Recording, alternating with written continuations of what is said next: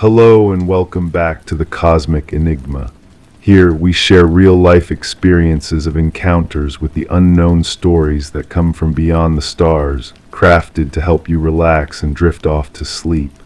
Drop a comment and let me know where you're listening from. I love seeing just how far this mystery reaches. Now find a comfortable spot, take a deep breath, and let yourself be carried away. Story 1. The surface felt solid until it didn't, sending a shiver through my bones as if the ground itself contemplated its form. Light bathed the room, its source hidden within a seamless sky, saturating everything in a pale, numbing glow. Every sound around me was swallowed whole, leaving only the echo of my own breath, foreign and dissonant. I raised my hand, instinctively reaching for something stable, but the air felt heavy, resisting my movement like a calm tide pushing back. A sensation crept through me, an awareness not entirely my own, as though unseen eyes traced my every uncertain step. I woke with that feeling still clinging to my skin like morning dew. The first dream was simple enough, or so I told myself, just stress manifesting in strange ways. Work had been demanding lately, and my mind was probably processing the tension through these odd nocturnal journeys. The dream had lasted maybe 30 seconds, long enough to register that peculiar light, that sense of being observed, then nothing more. But something lingered, a small detail that didn't belong. In the corner of that luminous space there had been a sound, not quite a hum, not quite a whisper, more like the distant murmur of electronics adjusting themselves, finding their proper frequency. I dismissed it as my imagination filling in gaps where memory faltered. The morning felt ordinary enough, coffee tasted the same. The newspaper crinkled with familiar authority, yet underneath it all, that strange awareness persisted, as if I'd left something important behind in sleep. 3 nights passed before it returned. The second dream arrived with more weight, more substance. The same pale light surrounded me, but now I could feel its texture against my skin, warm, almost liquid, like standing in shallow water that somehow came from above. The ground beneath my feet had that same uncertain quality, solid until the moment I questioned it, then yielding slightly, as if testing my trust. The sound was clearer this time, definitely electronic, but with an organic quality that made my chest tighten. It rose and fell in patterns that almost resembled speech, though no words emerged that I could understand. The rhythm felt familiar, like a conversation I'd overheard in another room, the meaning lost, but the cadence burned into memory. I tried to move toward the source of the sound, but movement in this place followed dream logic. Each step forward seemed to stretch the distance, as if space itself was elastic, accommodating my approach while ensuring I never quite arrived. The sensation of being watched intensified, not malevolent exactly, but clinical, observational, like being studied by something that found me mildly interesting. Then came the metallic voice. It spoke from everywhere and nowhere, words that might have been English but filtered through layers of interference. I caught fragment syllables that suggested meaning without quite delivering it. The voice had a quality that reminded me of old radio transmissions, distant and crackling, but with an underlying precision that suggested advanced technology rather than primitive broadcasting. I woke with my heart beating steadily, not racing as one might expect from a nightmare, but with a measured rhythm that felt somehow synchronized with something else. The dream had lasted longer this time, maybe 5 minutes of subjective experience, though measuring time in dreams always felt like grasping water. That morning brought the first trace. I found it while brushing my teeth, a small mark on my forearm that I couldn't remember acquiring. Not a cut or bruise, but something more subtle. A slight discoloration, perfectly circular, about the size of a dime. The skin wasn't damaged, but it felt different to the touch, smoother, as if it had been polished. I stared at it in the bathroom mirror, turning my arm to catch the light. The mark seemed to absorb illumination rather than reflect it, creating a small void in the fluorescent brightness. When I pressed against it, there was no sensation at all. Not numbness exactly, but absence, as if that patch of skin had been replaced with something that merely resembled flesh. The rational explanation came easily enough. I'd probably bumped into something at work, maybe rested my arm against a piece of equipment that left some kind of residue.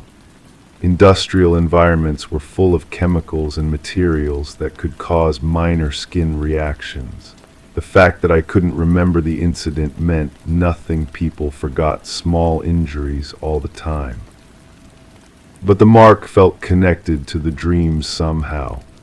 When I touched it, I could almost hear that electronic murmur again, faint as distant thunder. My phone began acting strangely that day. Nothing dramatic, just small glitches that accumulated into something unsettling. The screen would flicker occasionally, displaying static patterns that lasted only a fraction of a second. Sometimes the speaker would emit soft bursts of white noise, as if picking up interference from an unknown source. The repair shop found nothing wrong with it. The third dream arrived a week later with the weight of absolute reality. I stood in the same space, but now I could perceive its dimensions more clearly. The room, if it was a room, extended in all directions without visible walls or boundaries. The pale light came from everywhere at once, creating an environment without shadows, without the visual anchors that normally help orient consciousness in space. The ground beneath me had transformed into something like metal, though it yielded slightly under pressure, as if supported by some kind of advanced suspension system. When I knelt and pressed my palm against it, I could feel vibrations running through the structure, not random tremors, but purposeful pulses that suggested machinery operating somewhere below. The electronic sounds had organized themselves into something approaching music, though unlike any composition I'd ever heard.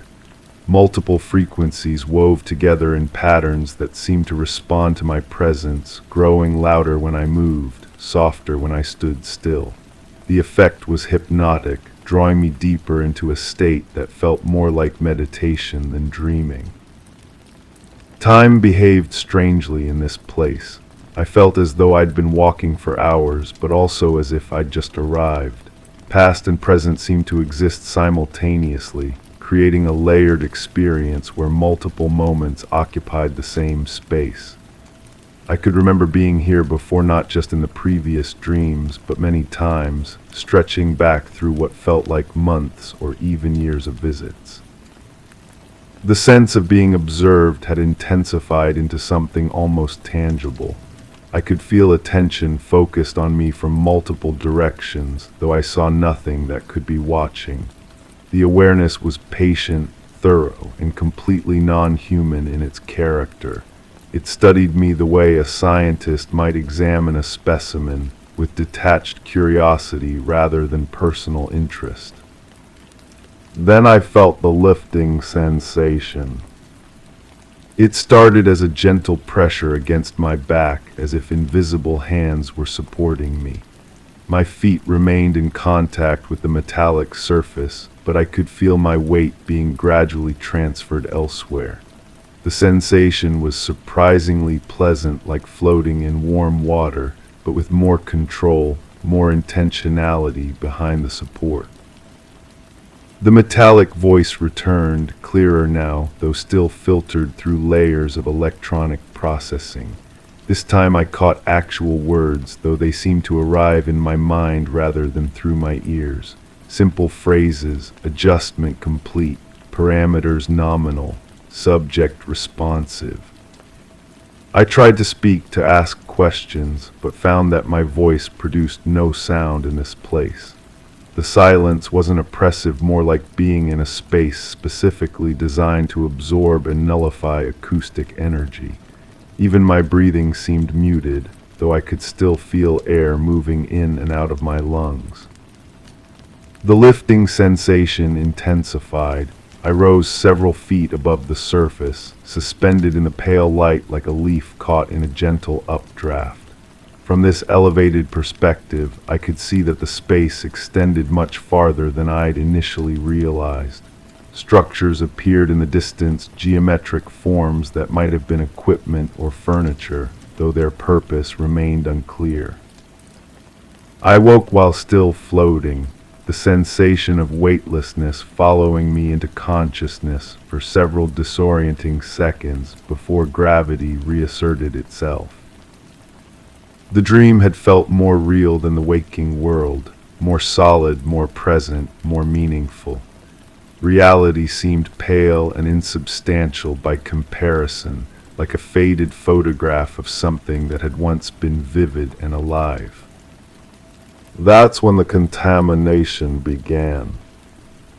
During the following days, elements from the dream started bleeding into my waking experience.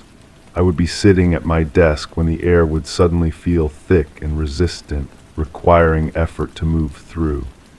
The sensation lasted only moments, but it was unmistakably the same atmospheric quality I'd experienced in that luminous space. Sounds became unreliable. In quiet rooms, I would hear faint electronic murmurs that seemed to come from inside the walls.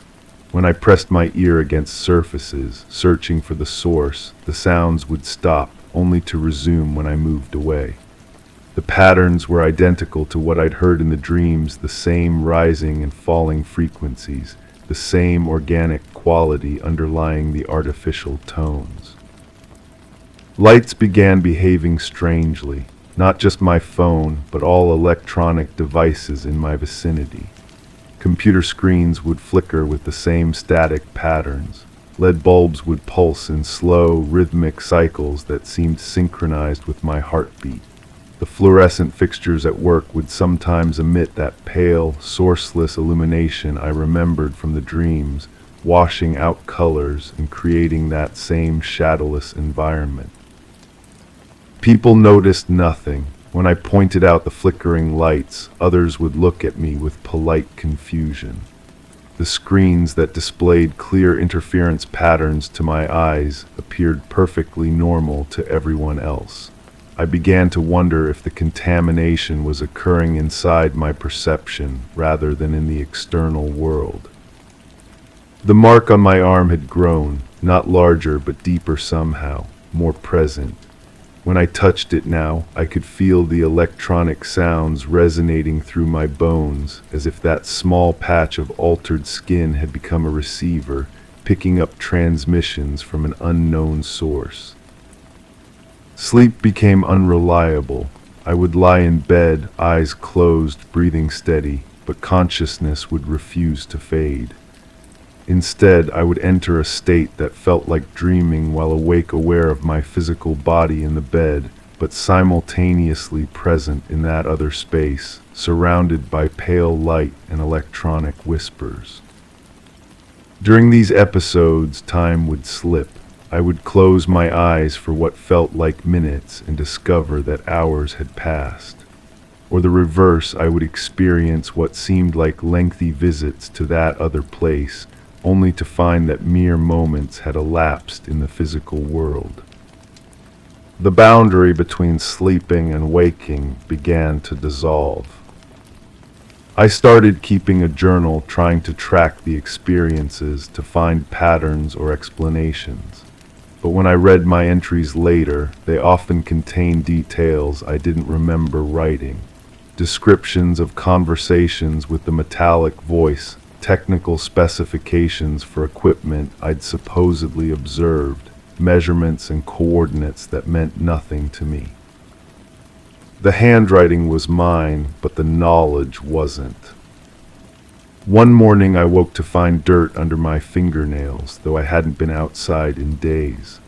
The soil was unlike anything from the local area, finer, with a metallic sheen that caught light in unusual ways. When I tried to analyze it, the particles seemed to dissolve under close examination, leaving no trace of their composition. My reflection in mirrors began looking unfamiliar, not dramatically different, but subtly altered in ways I couldn't quite identify. Sometimes my eyes appeared larger, or my skin had a slightly different texture. The changes were never consistent, never quite there when I looked directly, but visible in peripheral vision or in photographs taken by others. The dreams, if they were still dreams, continued with increasing frequency and clarity. I found myself returning to that space almost nightly, each visit revealing new details, new areas to explore. The structures in the distance became accessible, revealing themselves to be sophisticated pieces of equipment whose purposes I somehow understood despite never having encountered anything like them before. The metallic voice spoke to me regularly now, providing information about procedures and processes that seemed to involve my presence in that place. I learned about calibration cycles, about data collection, about the importance of maintaining consistency across multiple sessions. The knowledge felt both foreign and familiar, as if I were remembering rather than learning. During one particularly vivid episode, I found myself lying on a surface that adjusted itself to support my body perfectly. The pale light intensified, and I could feel something scanning me, reading information from every cell, every nerve, every thought. The process was painless, even pleasant, but it left me with the unmistakable sense that I was being cataloged, documented, prepared for something. When I tried to ask what was being done to me, the metallic voice responded with gentle reassurance that everything was proceeding normally, that my cooperation was valued, that the process would continue as long as necessary. I woke with the taste of ozone in my mouth and a new mark on my other arm. The contamination accelerated. Reality became unreliable, subject to sudden shifts that left me questioning everything I perceived. I would be walking down a familiar street when the pavement would briefly feel like that yielding metallic surface from the dreams. Buildings would flicker, their solid facades becoming translucent for split seconds, revealing geometric structures that belonged in that other place. People began to seem different, not their appearance but their behavior. They moved with a slightly mechanical quality, as if following programmed routines rather than making spontaneous choices. Conversations felt scripted, responses too perfectly timed, emotions displayed with theatrical precision that suggested performance rather than genuine feeling. I wondered if I was losing my mind, but the possibility felt less frightening than it should have. Madness, at least, would be a comprehensible explanation. What I was experiencing felt more like awakening than breakdown, as if I were finally perceiving reality clearly for the first time.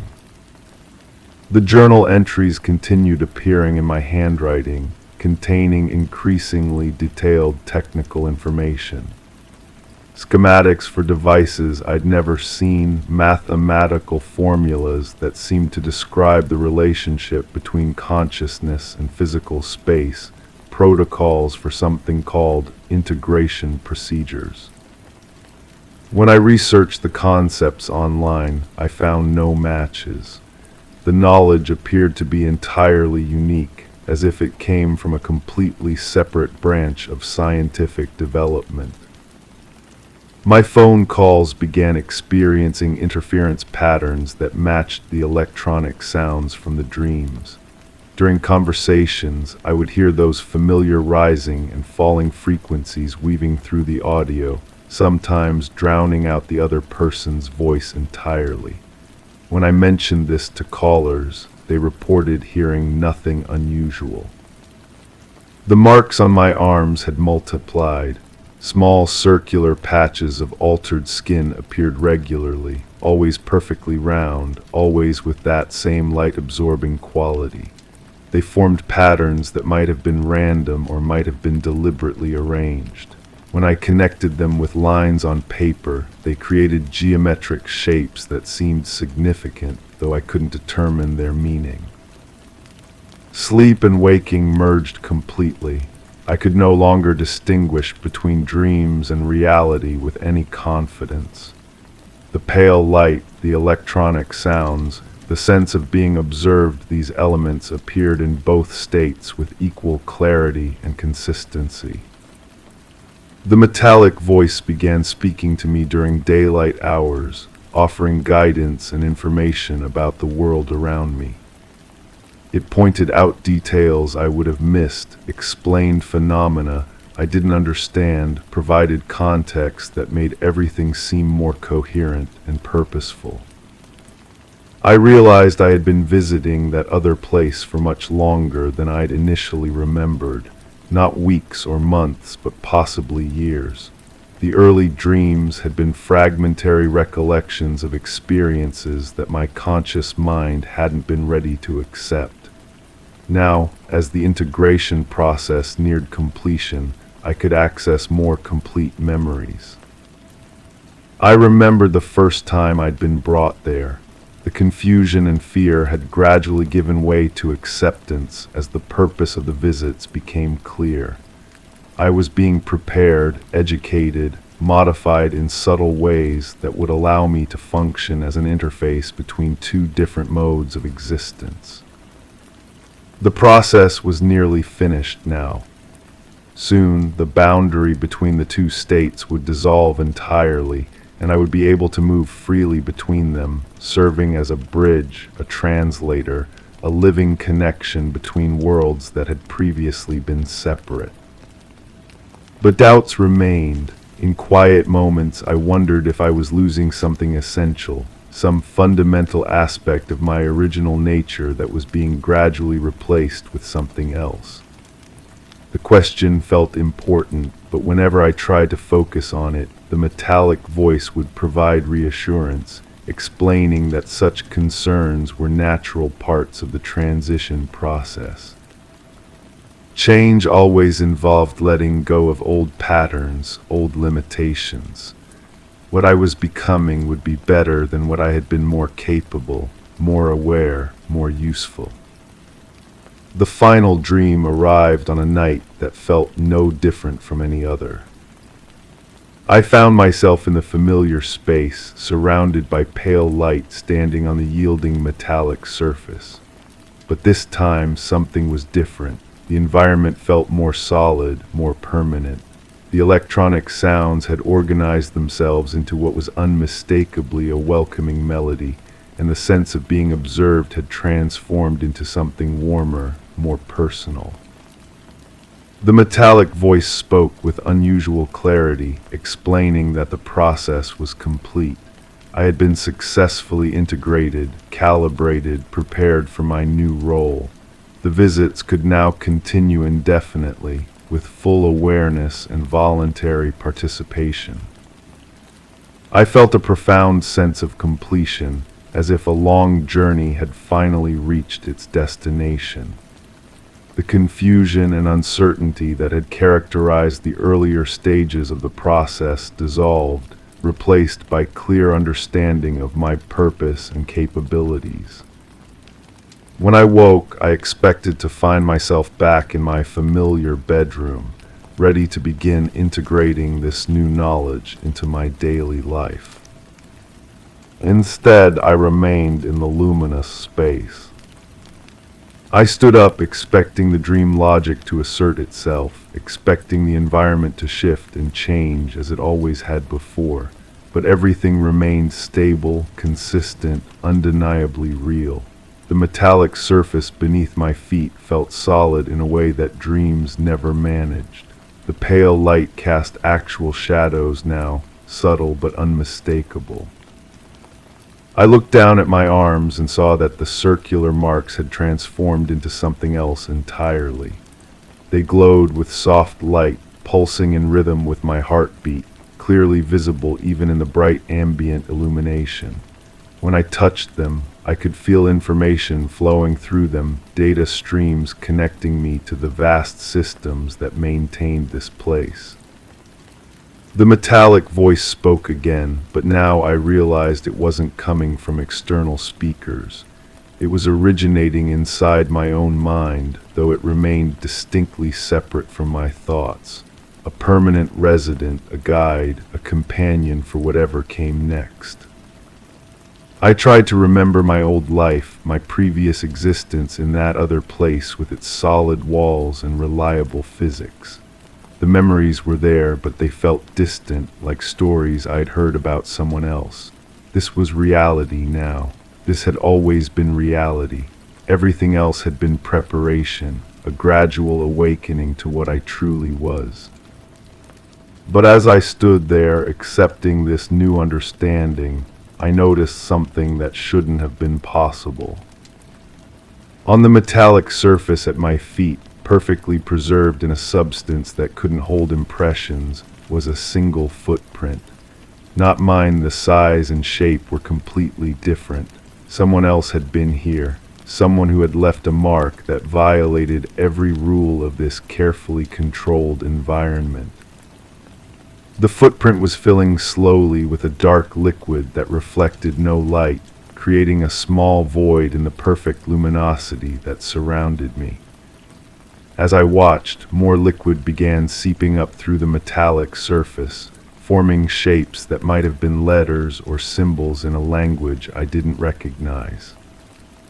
The metallic voice fell silent, the electronic sounds faded. For the first time since the process had begun, I was truly alone in this place, staring at evidence that nothing, not the dreams, not the integration, not the careful explanations, had been what it seemed.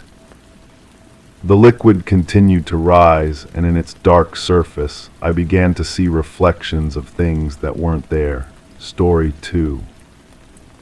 I told them I never opened the drawer. It was something they accepted without question, like yesterday's weather. But the metallic scent lingered on my fingertips, metallic like raw coins. In the dim light of the room, the shadows stretched awkwardly over the floor, refusing to meet my gaze. A gentle creak beneath my weight echoed the discord of a misaligned drawer. The air itself felt dense, pregnant with unsaid words brushing cool against my skin. I didn't mention how the wood grain seemed to whisper secrets, laning into the silence, and yet a faint imprint marked my palm. To whoever finds this letter, if anyone ever does. I'm writing this because I can't carry it anymore.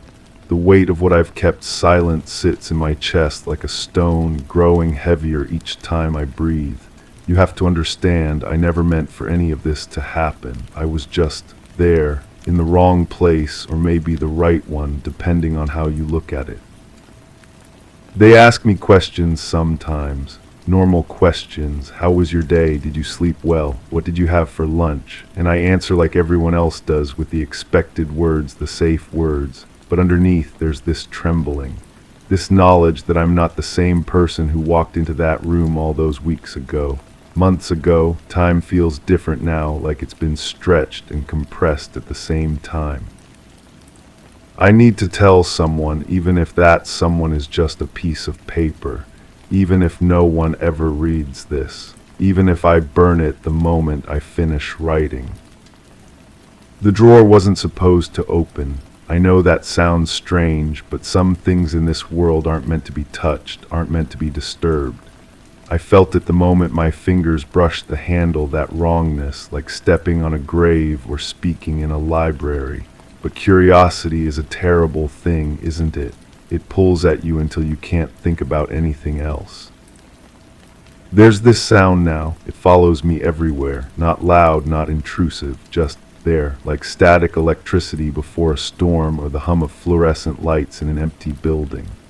Sometimes I catch myself tilting my head trying to locate it, but it seems to come from inside my ears, inside my skull. The doctors would probably have a name for it.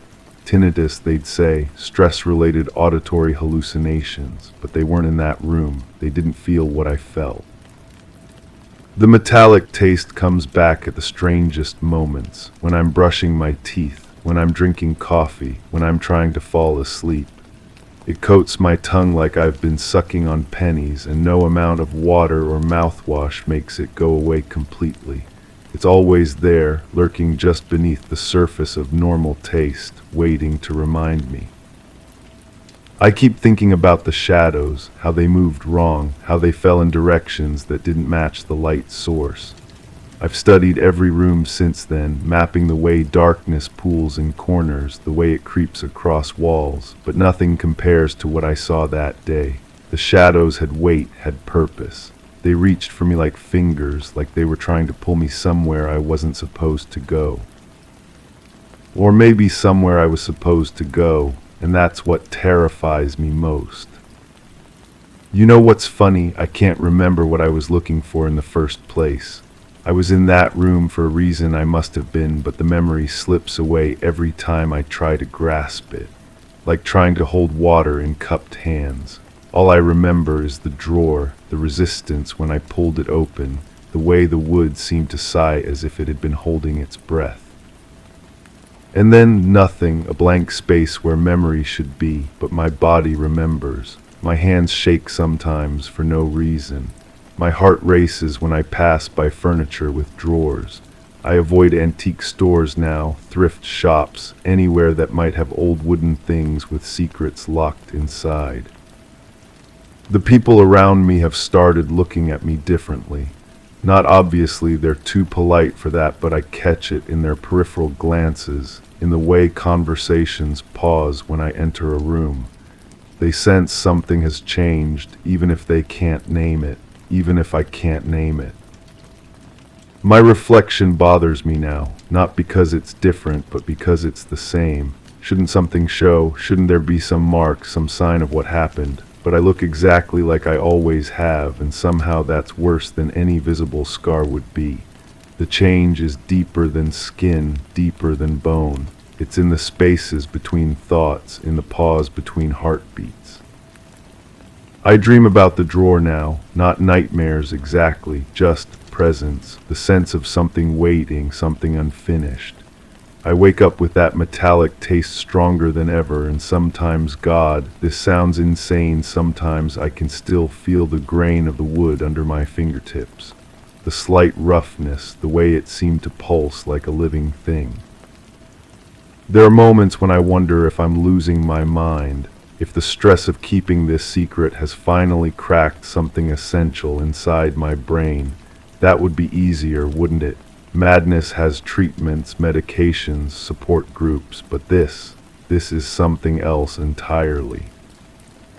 I've tried to go back. 3 times now I've returned to that building, found my way to that room, but the drawer won't open anymore. It's not locked, there's no keyhole, no visible mechanism. It just won't. The handle turns, but the drawer remains closed as if the wood has fused together, as if it's protecting something or protecting me from something. The worst part is the waiting. I know this isn't over. Whatever began when I opened that drawer is still happening, still unfolding in ways I can't perceive.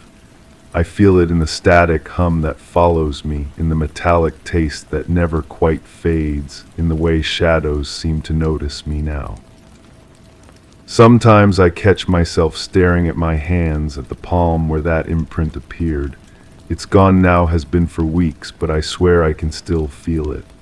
A slight depression in the skin, warm to the touch, shaped like what? I could never quite make it out. A symbol maybe, or a key, or a warning. I've stopped sleeping well, not because of nightmares, but because of the silence.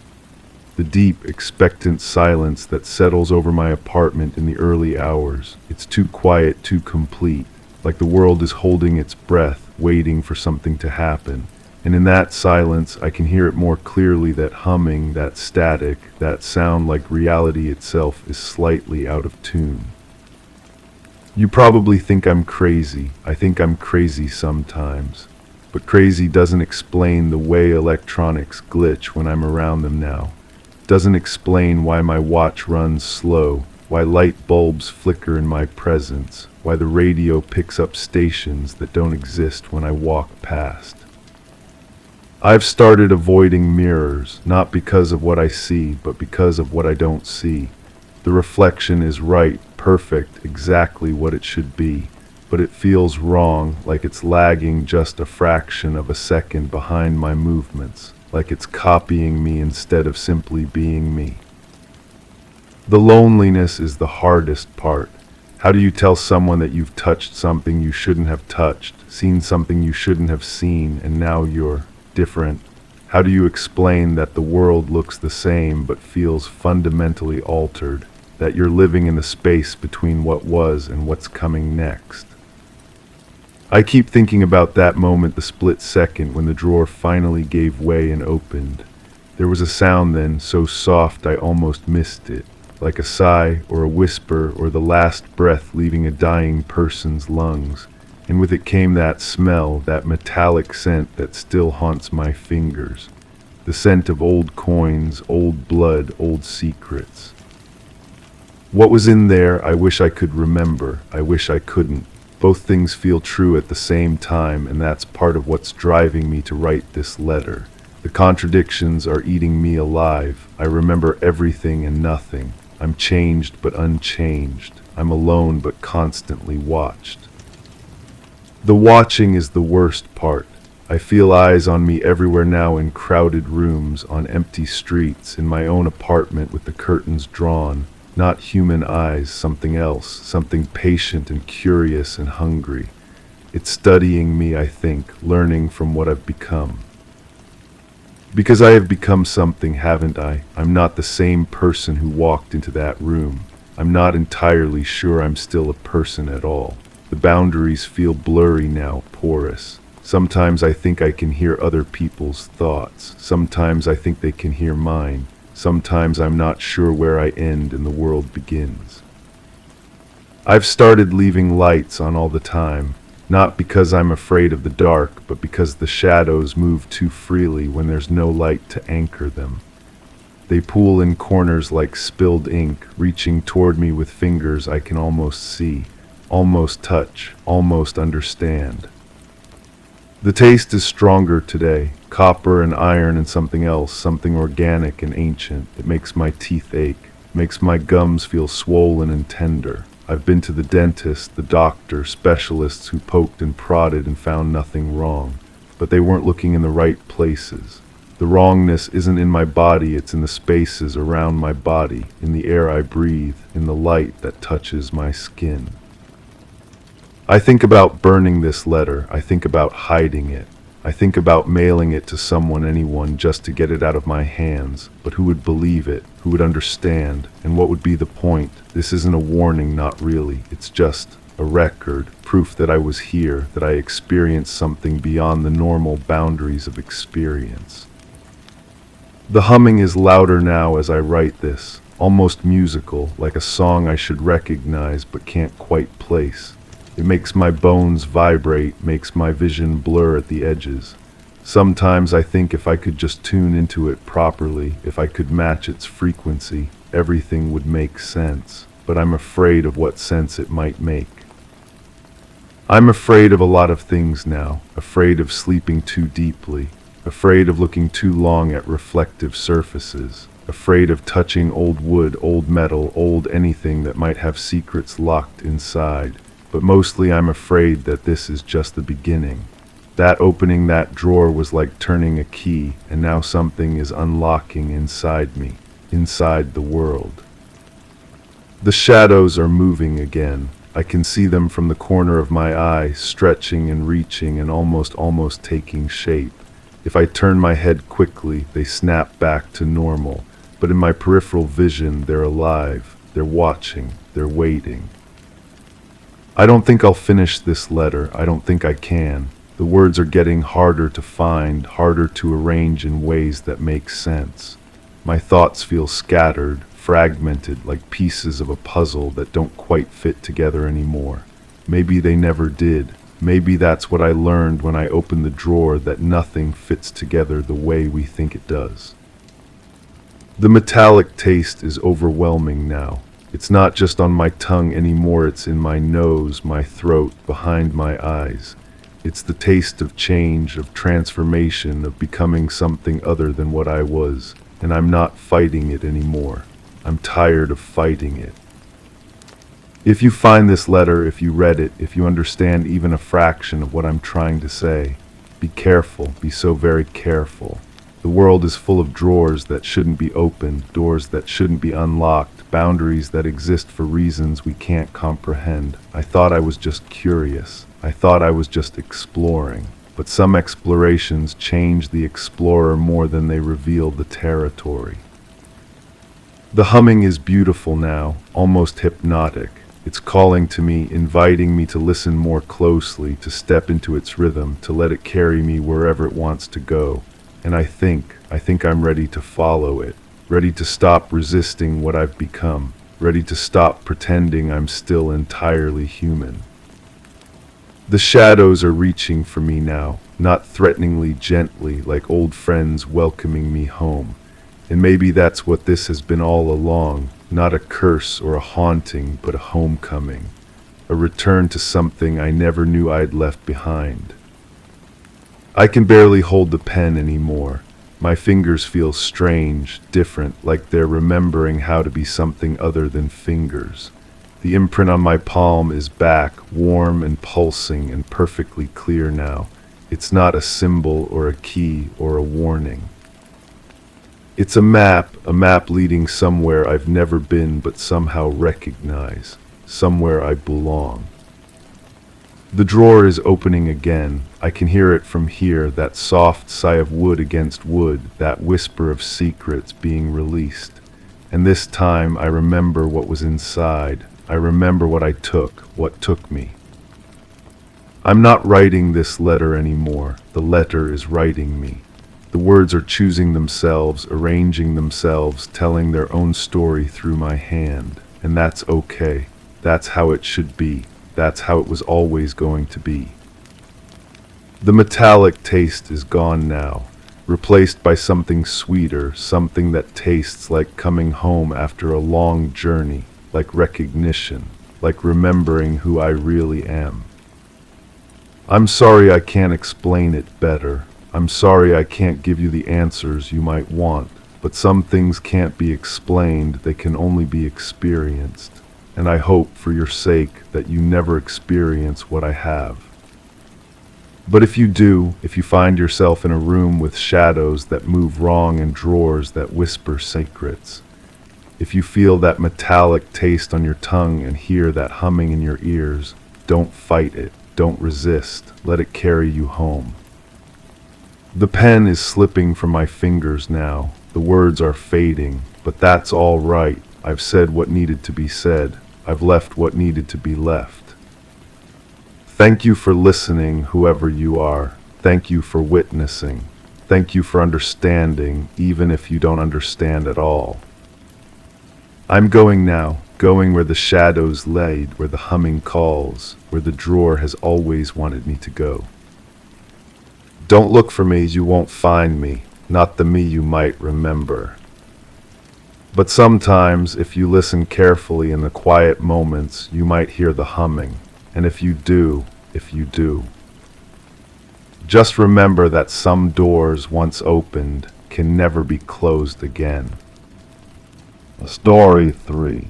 The floor beneath my feet felt softer than it should, a subtle give that wasn't there yesterday. The aroma of coffee, always my favorite signal of morning, seemed weaker, as if diluted by shadow. Each coaster under my cup stood slightly off kilter, tilting just so, whispering a secret they refused to tell. The mirror, when I glanced, showed a room perfectly in order, yet the feeling of disarray wrapped around me like a misbuttoned coat. I turned away, but the pattern persisted, a gentle insistence that something had shifted. The ticking was missing, and yet its absence was a presence all its own. I've been trying to remember what happened to me. It's like reaching for something just beyond your fingertips, that maddening sensation when you know the answer but can't quite grasp it. There's a gap in my memory, clean and precise as if someone took surgical scissors to my thoughts. I know something occurred because I feel different, fundamentally altered in ways I can't articulate. My body moves the same way. My voice sounds familiar when I speak aloud, but there's an echo now, a hollow quality that wasn't there before. The investigation began when I found the recording device. It was tucked behind a stack of books I rarely touch, the kind of digital recorder journalists use. I don't remember owning it. The small screen showed one file, dated from what must have been several weeks ago, though the memory of that period remains frustratingly blank. My finger hesitated over the play button. Some instinct warned me that listening would change things, but the need to know overwhelmed my caution. Static filled the room, punctuated by breathing that sounded like mine but somehow wasn't. Then my own voice emerged from the speaker, distant and uncertain. I need to document this before I forget. The lights started around midnight, not normal lights. They moved in patterns that hurt to watch directly, like trying to focus on something that exists between dimensions. I'm recording this because I have the feeling that by morning, I won't remember any of it clearly. The recording cut to silence, then resumed with electronic noise that shifted in frequency, rising and falling like a mechanical heartbeat. Beneath it, I could hear my own voice whispering something, but the words were too distorted to understand. The sound made my teeth ache. That first fragment unlocked something. As I sat listening to the static, a memory surfaced like a bubble rising through dark water. I was standing in my kitchen, but it looked wrong. The familiar space had been stretched somehow, the distances between counters and cabinets subtly incorrect. Through the window, those lights danced against the sky, pulsing white flashes that seemed to communicate in a language just beyond comprehension. I remember feeling disconnected from my own body, as if I were watching myself from somewhere else in the room. The sensation was neither pleasant nor frightening, just profoundly alien. In the memory, I reached for the phone to call someone, but my hand passed through it like smoke. That's when I realized the disconnection wasn't metaphorical. The recording device became my anchor to those lost hours. I carried it everywhere, playing and replaying that single file, hoping to extract more meaning from the distorted sounds. But the more I listened, the more convinced I became that there were other recordings, other fragments of evidence hidden somewhere in my own space. I found the second clue while searching through drawers I thought I knew by heart. A small notebook filled with handwriting that was unmistakably mine but somehow different, as if I'd been writing with my non-dominant hand. The entries were brief, scattered observations that read like field notes from an expedition to somewhere impossible. The power went out at the same moment the lights appeared outside, but the refrigerator kept humming and the digital displays never flickered. Only the overhead bulbs died, as if something had specifically chosen which electricity to interrupt. There's a presence behind me. I can't turn around to look because every time I try, my neck refuses to move. It's not paralysis, more like a gentle but absolute suggestion that turning would be inadvisable. The sound isn't coming from outside. It's coming from inside the walls, a low-frequency hum that makes my bones vibrate. When I press my ear to the plaster, I can almost make out patterns, like a vast conversation happening in a language of pure resonance. Reading my own words felt like discovering someone else's diary. I had no memory of writing any of it, yet the observations triggered flashes of recognition, brief moments where the experience felt almost real again. That night, as I sat trying to piece together these fragments, the strange occurrences began in the present. My reflection in the bathroom mirror lagged behind my movements by just a fraction of a second. When I raised my hand, the reflected hand followed a beat later, creating a disconcerting dance between self and image. I stood there for long minutes, testing the phenomenon, watching my mirror self struggle to keep up with reality. The sounds came next. A faint static, like someone breathing into a microphone, emerged from empty rooms. I would follow the noise from space to space, but it always seemed to originate from wherever I wasn't. The electronic interference had a rhythm to it, almost like Morse code, but slower and more organic. My investigation intensified. I searched every corner of my living space, looking for more evidence of what I'd experienced. In a box I didn't remember storing, I found a small metal object, roughly cylindrical and surprisingly warm to the touch. When I held it, it vibrated slightly, irregularly, as if responding to my presence. The object triggered the most vivid memory yet. I was no longer in my home, but somewhere else entirely, though the transition had happened without movement or travel. The space around me was familiar yet impossible, like my living room viewed through water or thick glass. The air carried an indescribable scent, like new plastic and cold blood, sterile and organic at the same time. In this memory, I wasn't alone. There were others present, though I couldn't see them clearly.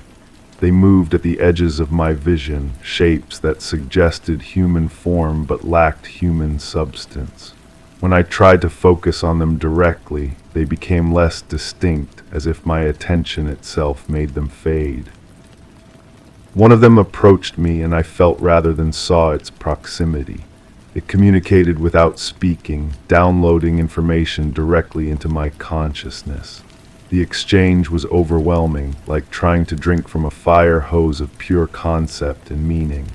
Most of it flowed through me without sticking, but fragments remained, crystalline moments of understanding that I couldn't translate into words.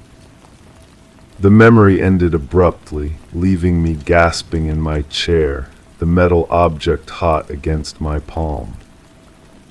As the days passed, the boundary between past and present became increasingly fluid. I would be walking through my home and suddenly find myself back in that stretched, impossible version of the same space. The transitions were seamless, reality sliding sideways without warning or explanation. During one of these episodes, I discovered video footage on my phone that I hadn't recorded. The file showed my living room from an angle that shouldn't have been possible, as if the camera had been floating near the ceiling. In the footage, I could see myself standing motionless in the center of the room, but my posture was wrong, too rigid, like a marionette waiting for someone to pull the strings. The most disturbing part was that in the video, I cast no shadow. The recording was filled with those flickering bursts of light, irregular white flashes that were impossible to focus on. They seemed to pulse in response to something happening outside the frame, creating patterns that hurt to watch but were impossible to ignore. I played the footage dozens of times, each viewing revealing new details that shouldn't have been there. In one frame, barely visible, there was text written on the wall behind me. When I paused and enhanced the image, I could make out words in my own handwriting. They're showing me something I need to forget. That phrase haunted me. It suggested a conspiracy between my past self and these mysterious presences, an agreement to erase the very experience I was now desperately trying to recover. But if I had wanted to forget, why had I left so many clues? The investigation took on an urgency that felt almost frantic. I stopped sleeping regularly, instead dozing in brief intervals, afraid that extended unconsciousness might allow more memories to slip away. My reflection continued its delayed dance, sometimes falling so far behind that I could have entire conversations with my mirror self. The electronic breathing sounds grew stronger, more distinct. Sometimes I could swear I heard my own voice mixed in with the static, speaking words I couldn't quite understand. The metal object remained warm in my pocket, its irregular vibrations becoming more frequent, as if responding to my growing agitation. Then came the memory that changed everything. I was back in that impossible version of my home, but this time I could see clearly. The beings around me weren't mysterious shadows, but something far more disturbing. They looked exactly like me, perfect duplicates down to the smallest detail, but their eyes held no recognition, no spark of individual consciousness. They moved in perfect synchronization, a chorus of selves performing some incomprehensible ritual. In the center of the room stood another version of me, but this one was different. It looked directly at me with eyes that held all the awareness the others lacked. When it spoke, its voice was my voice, but the words came from somewhere else entirely. "You wanted to remember," it said, "but remembering means becoming. Are you prepared for what you'll become?" The question hung in the air like a physical presence. Around us, the duplicate selves continued their synchronized movements, and I realized they were waiting for my answer. The metal object in my pocket grew almost unbearably hot, its vibrations syncing with the rhythm of my heartbeat. That's when I understood that the investigation wasn't about recovering lost memories. It was about choosing which version of myself would survive the remembering. The memory fragmented there, leaving me back in my normal living space, but the question remained. I could feel the answer forming in my mind, rising from depths I hadn't known existed. But with it came the growing certainty that once I knew the truth completely, the person conducting this investigation would cease to exist.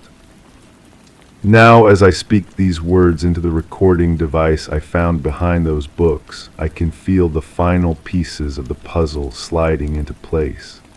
The metal object pulses with increasing urgency, and my reflection has stopped trying to keep up with my movements altogether. It simply watches me from the mirror, wearing an expression I don't remember making. The electronic breathing has become a chorus, dozens of voices that all sound like mine, whispering in frequencies just below the range of conscious hearing. They're calling me back to that impossible space, back to the choice I apparently made before and somehow forgot. But here's what troubles me most. I'm beginning to suspect that this isn't the first time I've conducted this investigation. The clues were too perfectly placed, too precisely calibrated to lead me to this exact moment of understanding. It feels like a path I've walked before, a mystery I've solved and chosen to forget, only to discover it again. The beings in my memory, the ones who looked like me but weren't me, perhaps they were previous iterations of this same process. Each time I remember, I become one of them, and a new version of myself begins the investigation fresh, finding the same clues, following the same path to the same impossible choice. The metal object is burning now, but I can't let go of it. Through the pain, I can feel it connecting me to all the other versions of this moment, all the other times I've stood at this threshold between knowing and unknowing. The choice hasn't changed, but maybe this time I can make a different one. Maybe this time I can choose to remember and remain myself.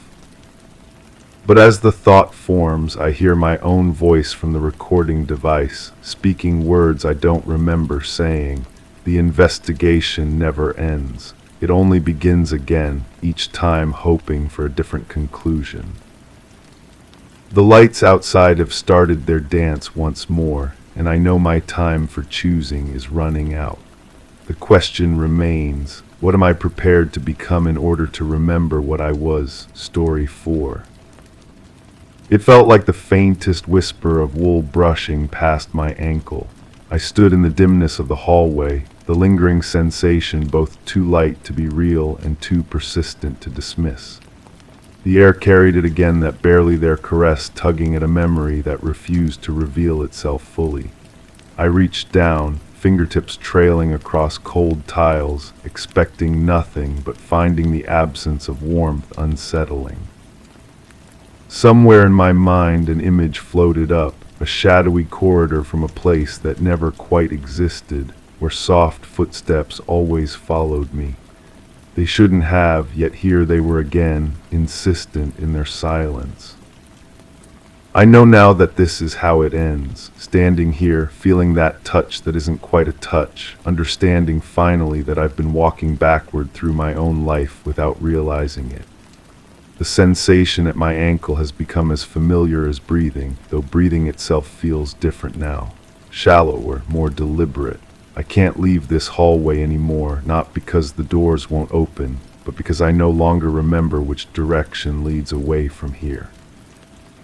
The wool feeling has been with me for what feels like forever, but I know it hasn't always been this way. There was a before, and if I concentrate, if I let my mind drift backward like smoke reversing into flame, I can almost see it. Just before this moment, I had been in the living room. The television was on, casting blue light across walls that seemed too close together. I remember sitting on the edge of the couch, my hands pressed flat against my thighs, feeling that same wool sensation but higher up now, around my calves, like invisible socks being pulled up my legs with infinite slowness. The news anchor was talking about something important, her mouth moving with urgent precision, but the sound kept fading in and out like a radio losing signal. I kept reaching for the remote to turn up the volume, but every time my fingers found it, the sensation around my legs would intensify, and I'd forget what I was reaching for. The blue light flickered, and in that flicker I saw movement in my peripheral vision. Not quite movement, really. More like the memory of movement, the way your eye catches something that was there a moment before you looked. I had been trying to remember something about the carpet in that room. It was the wrong color. I knew this with absolute certainty, though I couldn't recall what color it should have been. The carpet was beige, industrial and flat, but when I stared at it long enough, it seemed to shift, like looking at one of those pictures where a hidden image emerges if you unfocus your eyes just right. Except instead of a hidden picture, I kept seeing a different carpet entirely, one with a pattern. One that felt familiar in a way that made my chest tight. Before the living room, I had been in the kitchen. This memory comes back to me with the taste of copper in my mouth, though I don't remember eating anything metallic. The fluorescent light above the sink was humming, that particular frequency that seems to burrow into your skull and set up residence there. I was standing at the counter, my hands wrapped around a coffee mug that had gone cold hours ago, watching steam that wasn't really there anymore rise from the surface. The wool sensation had been different then, lighter. It was just starting to make itself known, like the first hint of rain in the air before a storm. It touched the backs of my ankles, so gentle I might have mistaken it for the brush of my own clothing if I hadn't been standing perfectly still. I remember looking down at my feet, expecting to see a cat or small dog, some logical explanation for the feeling. But there was nothing there except the kitchen tiles, white and clean and somehow wrong in their cleanliness.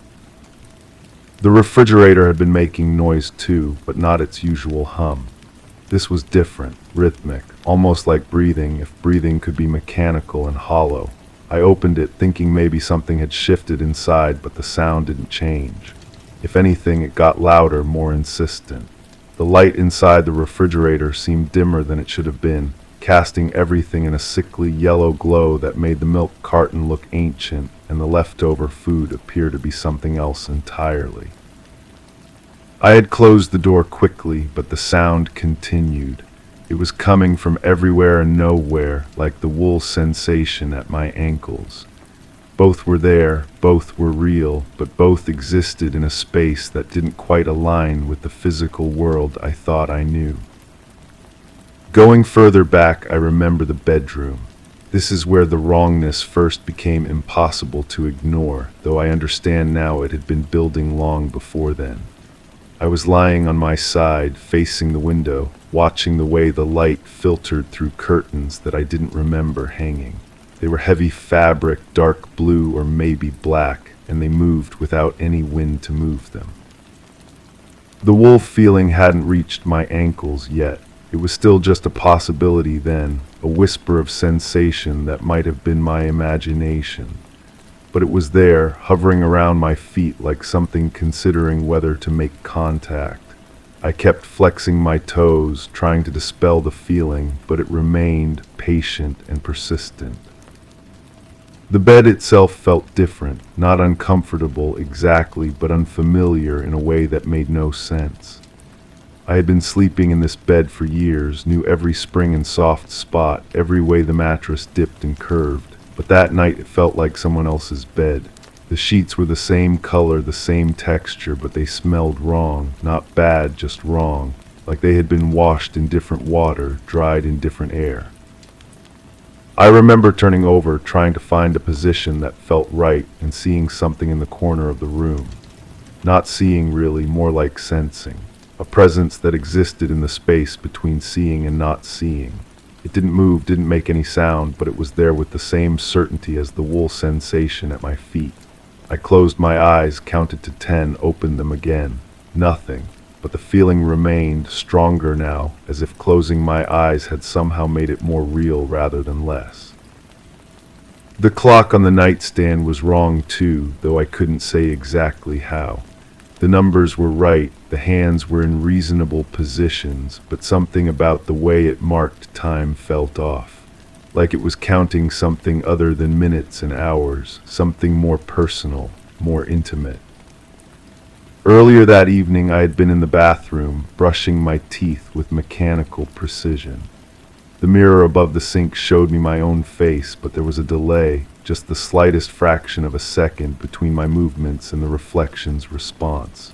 I would lift the toothbrush, and a heartbeat later, so would the person in the mirror. I would turn my head, and the reflection would follow, always just slightly behind, like an actor who hadn't quite memorized their lines. The toothpaste foam in my mouth tasted different too.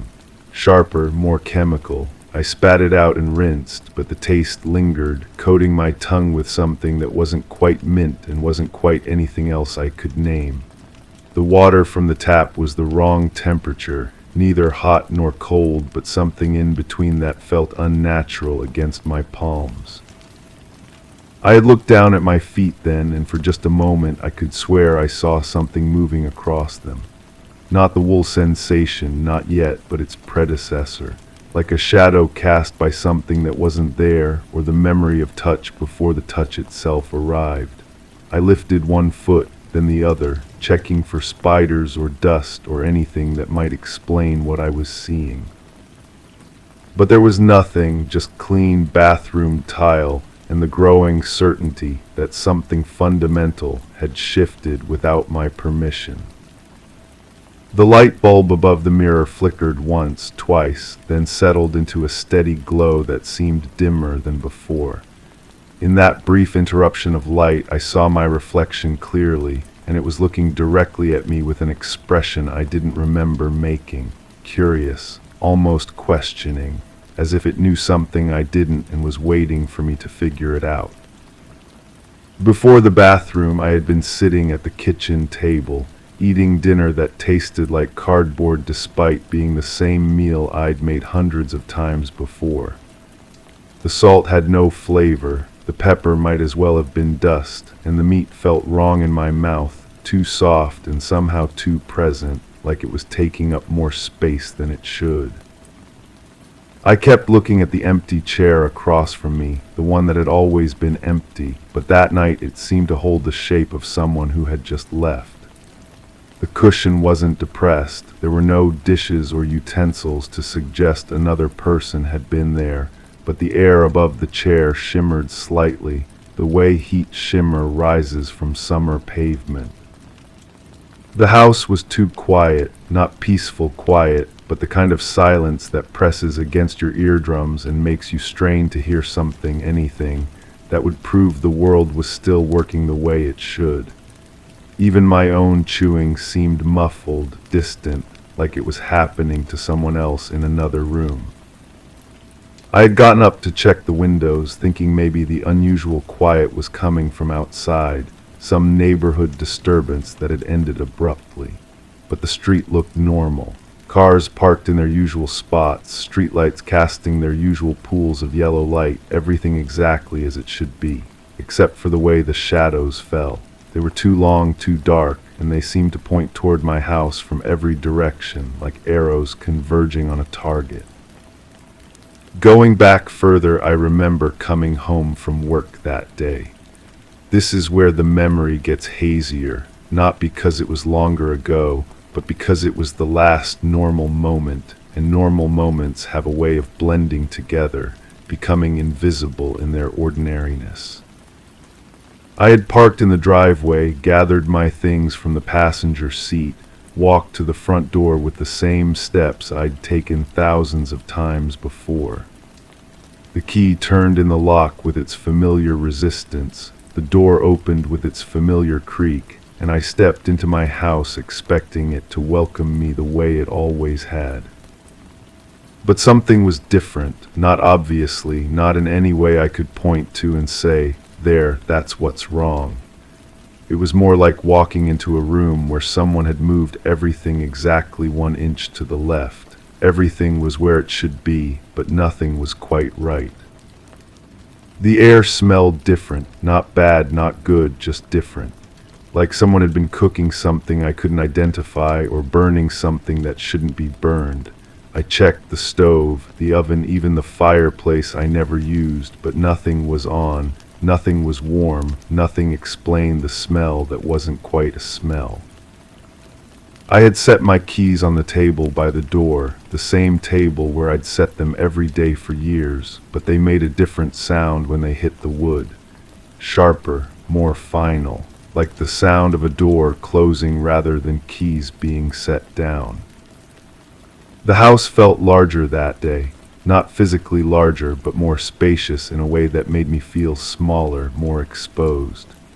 Rooms seemed to stretch further than they should, hallways appeared longer, and doorways framed spaces that looked deeper than I remembered. I walked through each room, turning on lights, checking that everything was where I'd left it, but the act of checking only made the wrongness more apparent. It was in the living room that I first felt it. Not the wool sensation, not yet, but its distant cousin. A awareness of my feet that hadn't been there before. A consciousness of the space between my skin and my socks, between my socks and my shoes, between my shoes and the floor. Like something was measuring those distances, calculating those spaces, preparing to fill them with something I couldn't yet imagine. But even that wasn't the beginning.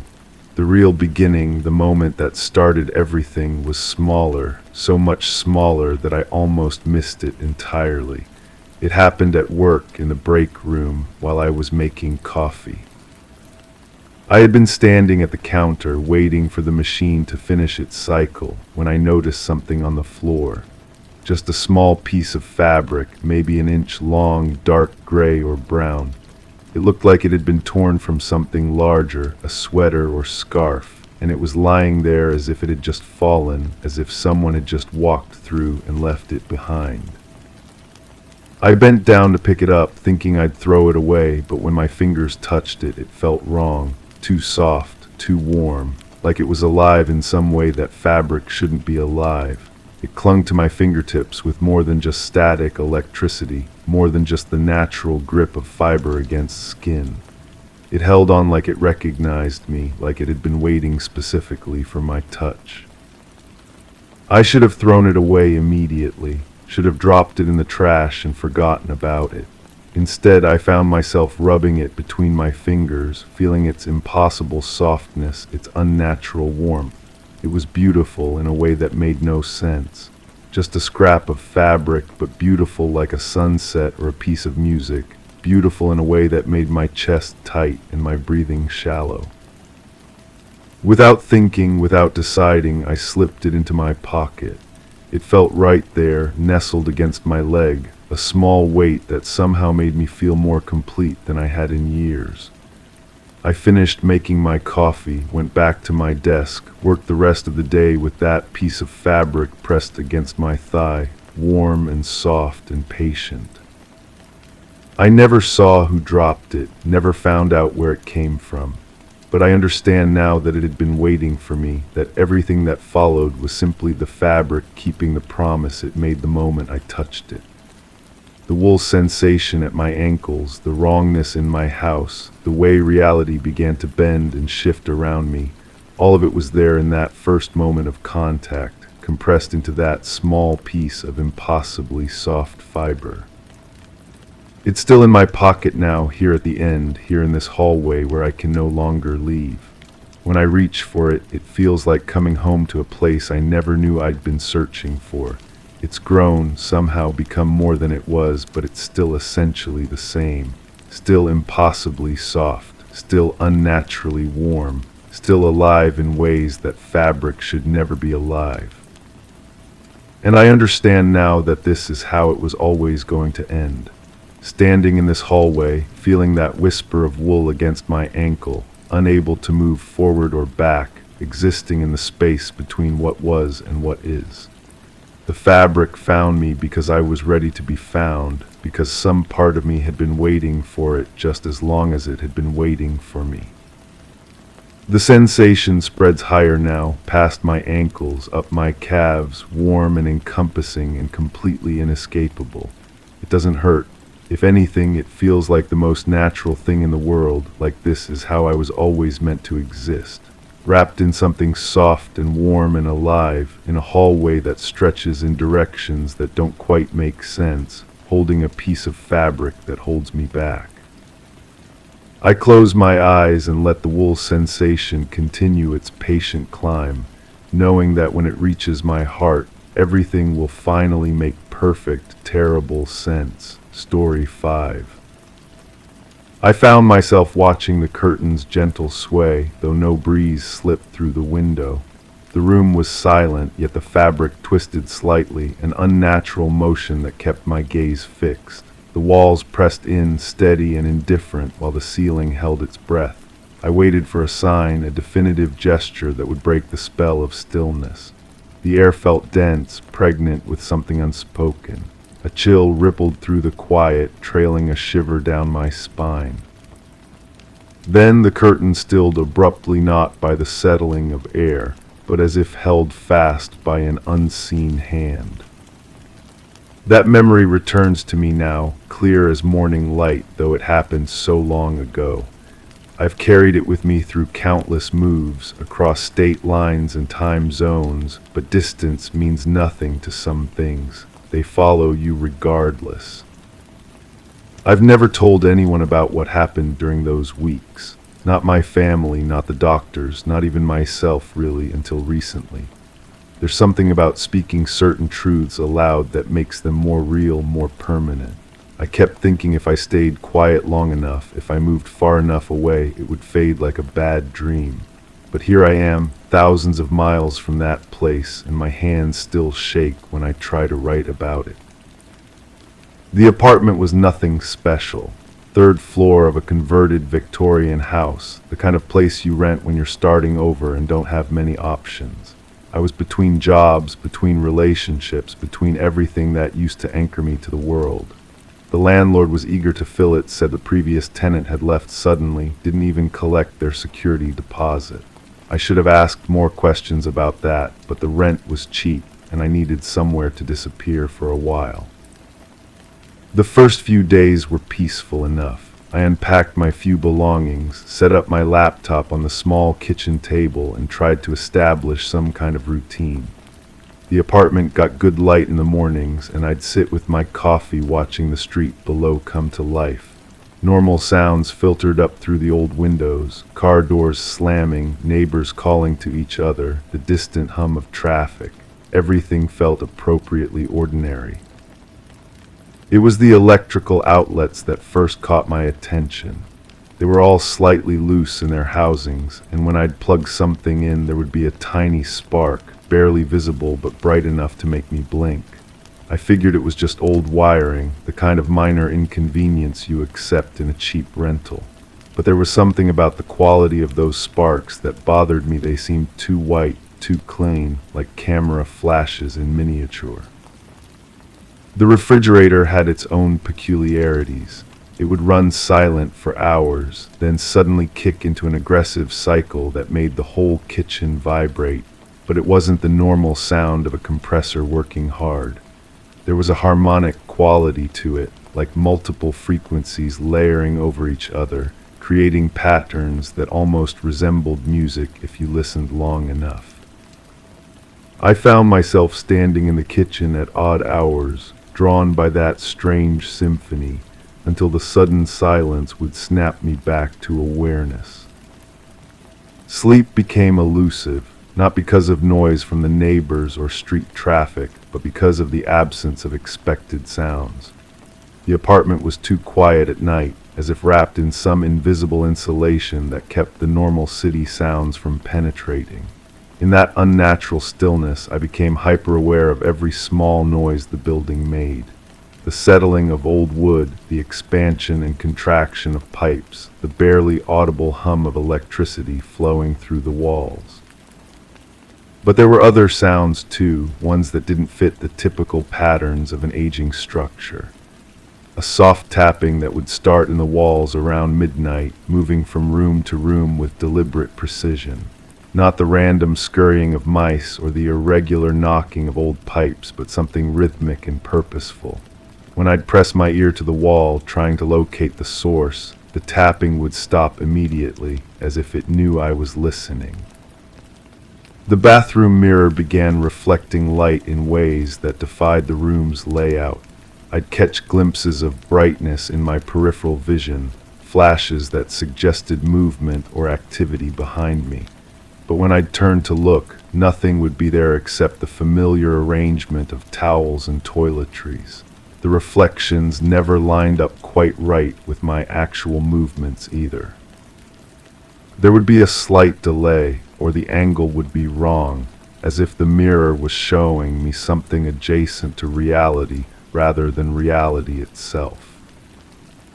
I started avoiding looking directly into it, especially when brushing my teeth or washing my face. Instead, I'd focus on the sink or the wall, using the reflection only when absolutely necessary. Even then, I could feel something watching me from within that silvered surface, patient and attentive in a way that made my skin crawl. The sweet metallic smell appeared gradually, so subtle at first that I thought it might be coming from outside, perhaps construction work or some industrial process in the neighborhood. But it only manifested inside the apartment and only at specific times, usually in the late afternoon when the light was beginning to fade and shadows were stretching across the floors. The scent would drift through the rooms like invisible smoke, carrying with it an underlying note of copper and something else I couldn't identify, something organic and slightly wrong. I tried to trace its source, checking for gas leaks or electrical problems, but found nothing. The smell would appear and disappear without warning, sometimes lasting for hours, other times vanishing the moment I became consciously aware of it. There was something almost nostalgic about it, like a half-remembered childhood experience, but one associated with fear rather than comfort. My laptop began displaying anomalies that my rational mind struggled to explain. The screen would flicker occasionally, but not in the random way of failing hardware. The flickers followed patterns, brief interruptions that seemed almost like Morse code or some other form of communication. The cursor would sometimes move on its own, drifting slowly across the screen when my hands were nowhere near the trackpad. When I'd move it back to where I wanted it, there would be a moment of resistance, as if something else was trying to control it. Files would appear in my documents folder that I hadn't created, empty text documents with names like untitled or strings of random characters. When I'd delete them, they'd reappear within hours, sometimes in different locations, sometimes with slight modifications to their names. I ran every virus scan and diagnostic tool I could find, but the computer appeared to be functioning normally according to all technical measures. The pressure in my chest started around the same time. Whenever I was near any electronic device, the laptop, the refrigerator, even my phone, there would be a subtle tightness, like someone was gently pressing their palm against my sternum. Not painful, but persistent and unmistakably present. I could relieve it temporarily by moving away from the devices, but in a modern apartment, that meant retreating to the bathroom or standing in the center of the bedroom, as far as possible from outlets and appliances. I began spending more time outside, taking long walks through the neighborhood just to escape that constant pressure. But even on the street, passing cars with their electronic systems would trigger brief episodes of the same sensation. I started to wonder if I was developing some kind of electromagnetic sensitivity, though I'd never heard of symptoms quite like these.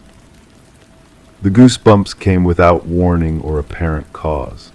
I'd be sitting quietly reading or trying to work when suddenly my arms would be covered in raised flesh, every hair standing at attention. The sensation would spread across my body in waves, starting at my fingertips and rolling up my arms, across my shoulders, down my back. It felt like standing in a field during a thunderstorm, that electric anticipation of lightning, except there was no storm and no relief. These episodes would last anywhere from a few seconds to several minutes, and they seemed to correlate with the other strange occurrences. The goosebumps would appear just before the tapping in the walls started, or immediately after one of the electrical anomalies, as if my body was detecting something before my conscious mind could process it. I tried to document everything, keeping a journal of the strange events and looking for patterns, but my notes would disappear or change in subtle ways.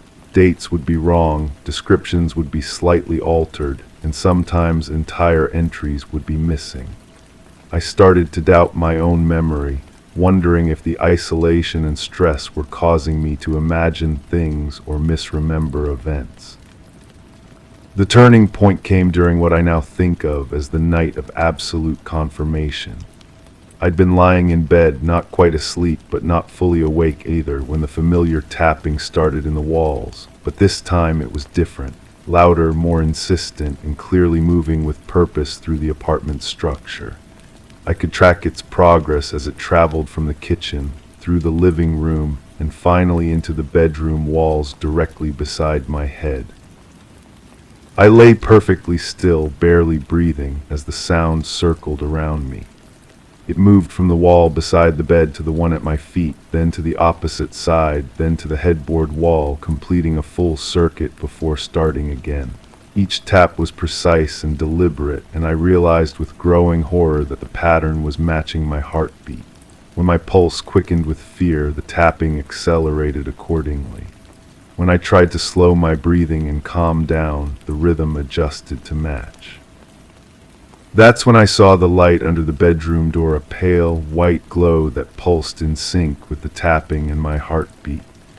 It wasn't the warm yellow light of the hallway fixture, but something cold and clinical, like the flash from a camera or medical equipment.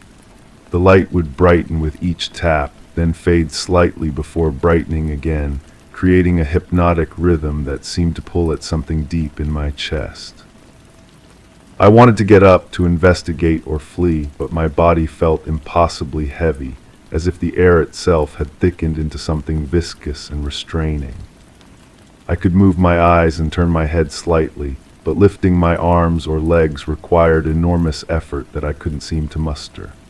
The tapping continued its circuit around the room, the light continued its pulsing, and I remained frozen in place, watching and listening and feeling increasingly certain that I was no longer alone. The sweet metallic smell filled the room then, stronger than it had ever been, and with it came the unmistakable sensation of being observed. Not just watched, but studied, examined by something that understood me better than I understood myself. I could feel its attention like a physical weight pressing down on me, exploring the boundaries of my thoughts and fears with uncomfortable intimacy. Hours passed, or maybe minutes' time seemed to stretch and compress in ways that made no sense. Eventually, the tapping faded, the light dimmed, and the oppressive presence lifted enough for me to move again. I stumbled to the bathroom and vomited, my body rejecting whatever had just happened with violent revulsion. When I looked in the mirror, my reflection was normal, but my eyes held a haunted quality that I'd never seen before and have never been able to completely shake. I left the apartment the next morning, packing only essentials and abandoning everything else. I didn't give notice to the landlord or try to get my security deposit back. I just drove until I was in a different state, then kept driving until I reached a place where nothing looked familiar and no one knew my name. But leaving didn't solve anything, not really. The pressure in my chest around electronic devices never fully went away, though it became more manageable with distance. The goosebumps still appear sometimes, usually when I'm alone and the environment is too quiet, and the dreams are the worst part. Every few weeks I find myself back in that apartment, standing in the bedroom while the tapping moves through the walls around me. But in the dreams I can see what's making the sound. There are shapes moving through the structure of the building, flowing like liquid through spaces that shouldn't exist, tapping against the interior surfaces with appendages that belong to no earthly anatomy. They're searching for something, testing boundaries, trying to find a way through. I wake from these dreams with the taste of metal in my mouth and the absolute certainty that they weren't dreams at all, but memories of what I couldn't see while it was happening. My conscious mind had protected me from the full reality of the situation, showing me only what I could handle at the time.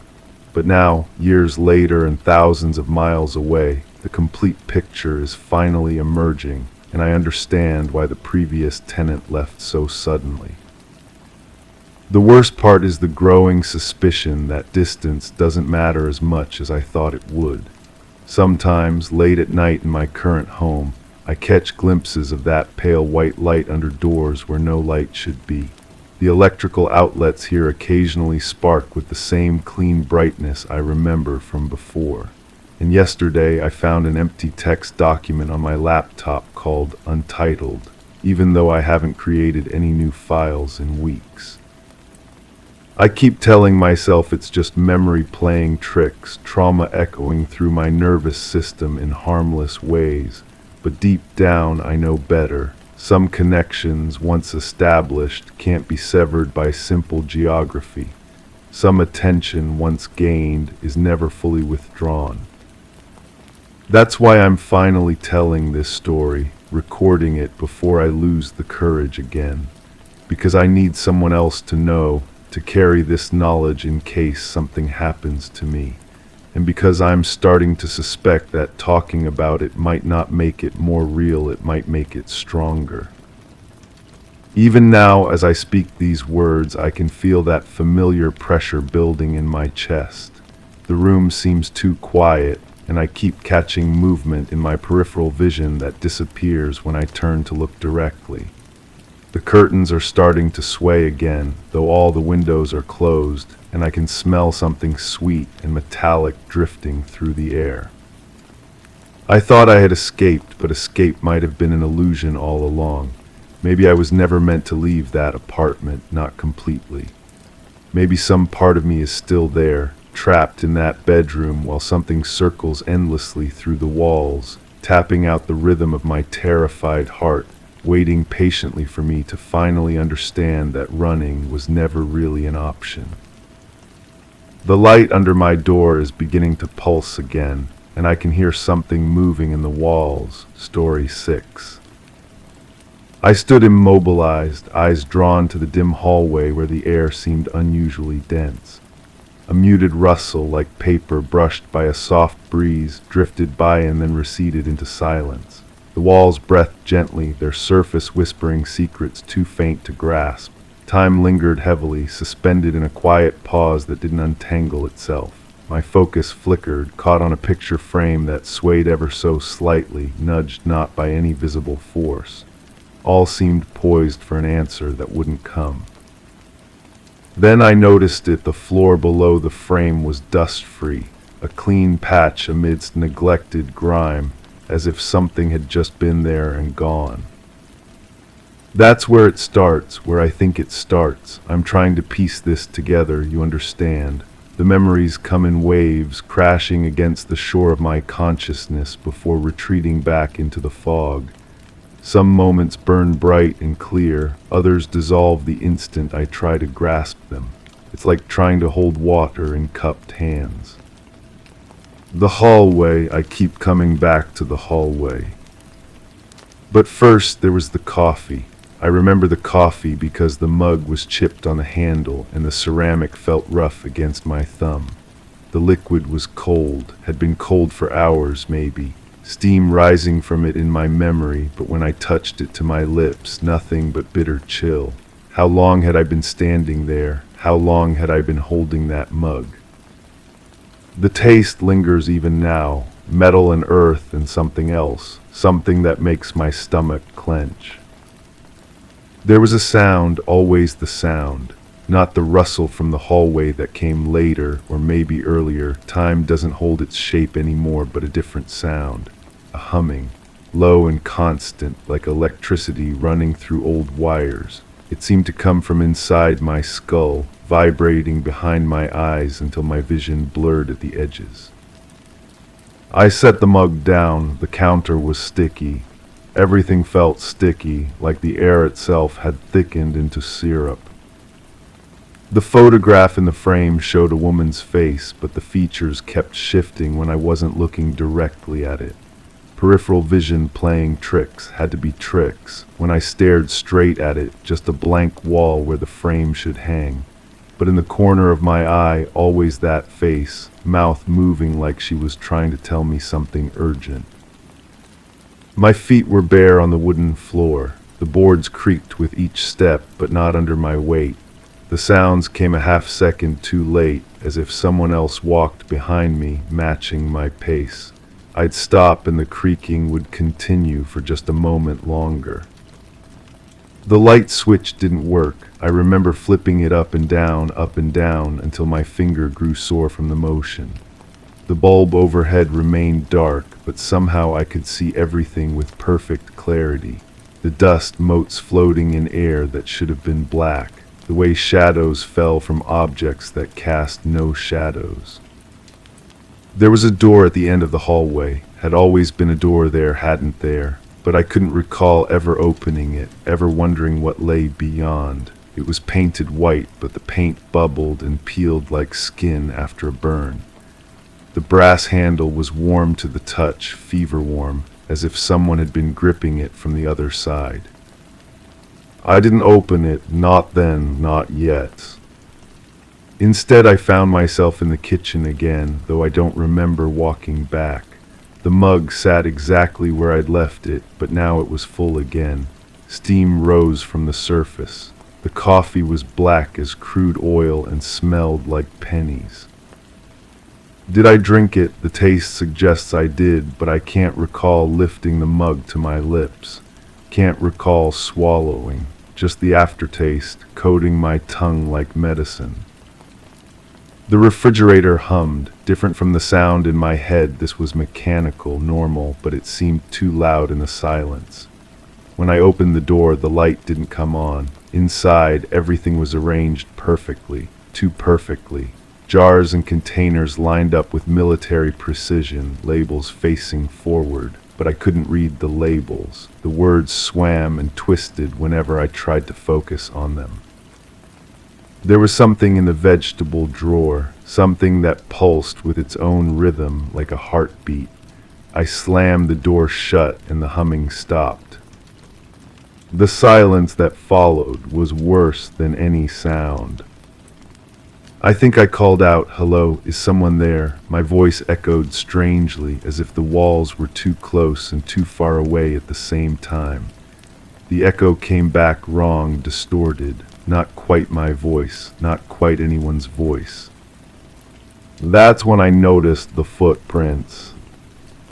Wet footprints leading from the front door to the hallway, then stopping abruptly in the middle of the floor.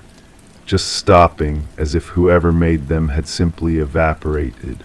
The prints were too large to be mine, and they gleamed in the impossible light like they were still fresh. I followed them anyway. What else could I do? Each step felt like walking through thick honey. The air grew denser with every breath, pressing against my chest until I had to gasp. The humming returned louder now, accompanied by something that might have been whispering. Voices just below the threshold of comprehension, speaking in a language that felt familiar but made no sense. The picture frame was swaying again when I reached it, back and forth, like a metronome keeping time to music I couldn't hear. The clean patch on the floor had grown larger, spreading outward in a perfect circle. As I watched, more dust seemed to lift away, drifting upward and disappearing into the shadows above. Something touched my shoulder. I spun around, but nothing was there. Just the hallway stretching back toward the kitchen, longer than it had been before, much longer. The walls seemed to breathe in rhythm with my heartbeat, expanding and contracting like lungs. The touch came again, fingers, definitely fingers, trailing along my arm with surgical precision. Cold fingers that left trails of ice on my skin, but when I looked down, I saw nothing. Just my own arm, covered in goosebumps that hadn't been there moments before. I ran or tried to run. My legs moved, but the hallway stretched ahead of me, endless now, the kitchen receding into a distant point of light. The footprints multiplied beneath my feet, wet and gleaming, forming patterns that hurt to look at directly. Then I was back where I started, standing in front of the white door with its peeling paint and fever-warm handle. This time I opened it. Beyond was another hallway, identical to the one I'd just left, but wrong in ways I couldn't articulate. The same picture frame hung on the same wall, but the photograph showed my own face now. My face, but younger or older, or not my face at all, just something wearing it like a mask. The humming grew so loud I had to press my hands to my ears. It didn't help. The sound came from inside, from the spaces between my thoughts, drilling deeper with each pulse. I walked forward because I had no choice. The door slammed shut behind me with a sound like breaking bones. This hallway was longer or shorter. Distance had lost all meaning. I walked for what felt like hours, passing the same picture frame over and over, watching my face change with each glimpse. Sometimes I was smiling, sometimes screaming. Sometimes there was no face at all, just a void where features should be. More doors appeared along the walls, all white, all with peeling paint, all with handles that burned like fever. I didn't open them, couldn't open them. My hands wouldn't obey. But I could hear what was behind them, scratching, breathing, something that might have been laughter if laughter could sound like breaking glass. The footprints were everywhere now, overlapping and multiplying until the floor was a chaos of wet impressions. They led in all directions, some on the walls, some on the ceiling, defying gravity and reason. I followed none of them, I followed all of them. At the end of the hallway, and there was an end, eventually, there had to be stood a mirror. full length, ornate, its silver surface rippling like water. My reflection stared back, but it moved independently, mouthing words I couldn't hear. I reached out to touch the glass, and my reflection reached back.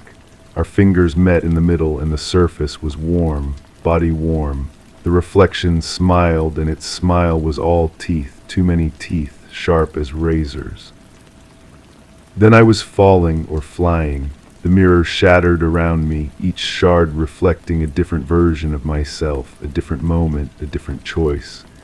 I saw myself drinking the coffee, saw myself never entering the hallway, saw myself opening all the doors at once. Saw myself standing perfectly still, while something else moved through my body like I was made of water. I hit the ground hard enough to taste blood. When I opened my eyes, I was back in the kitchen.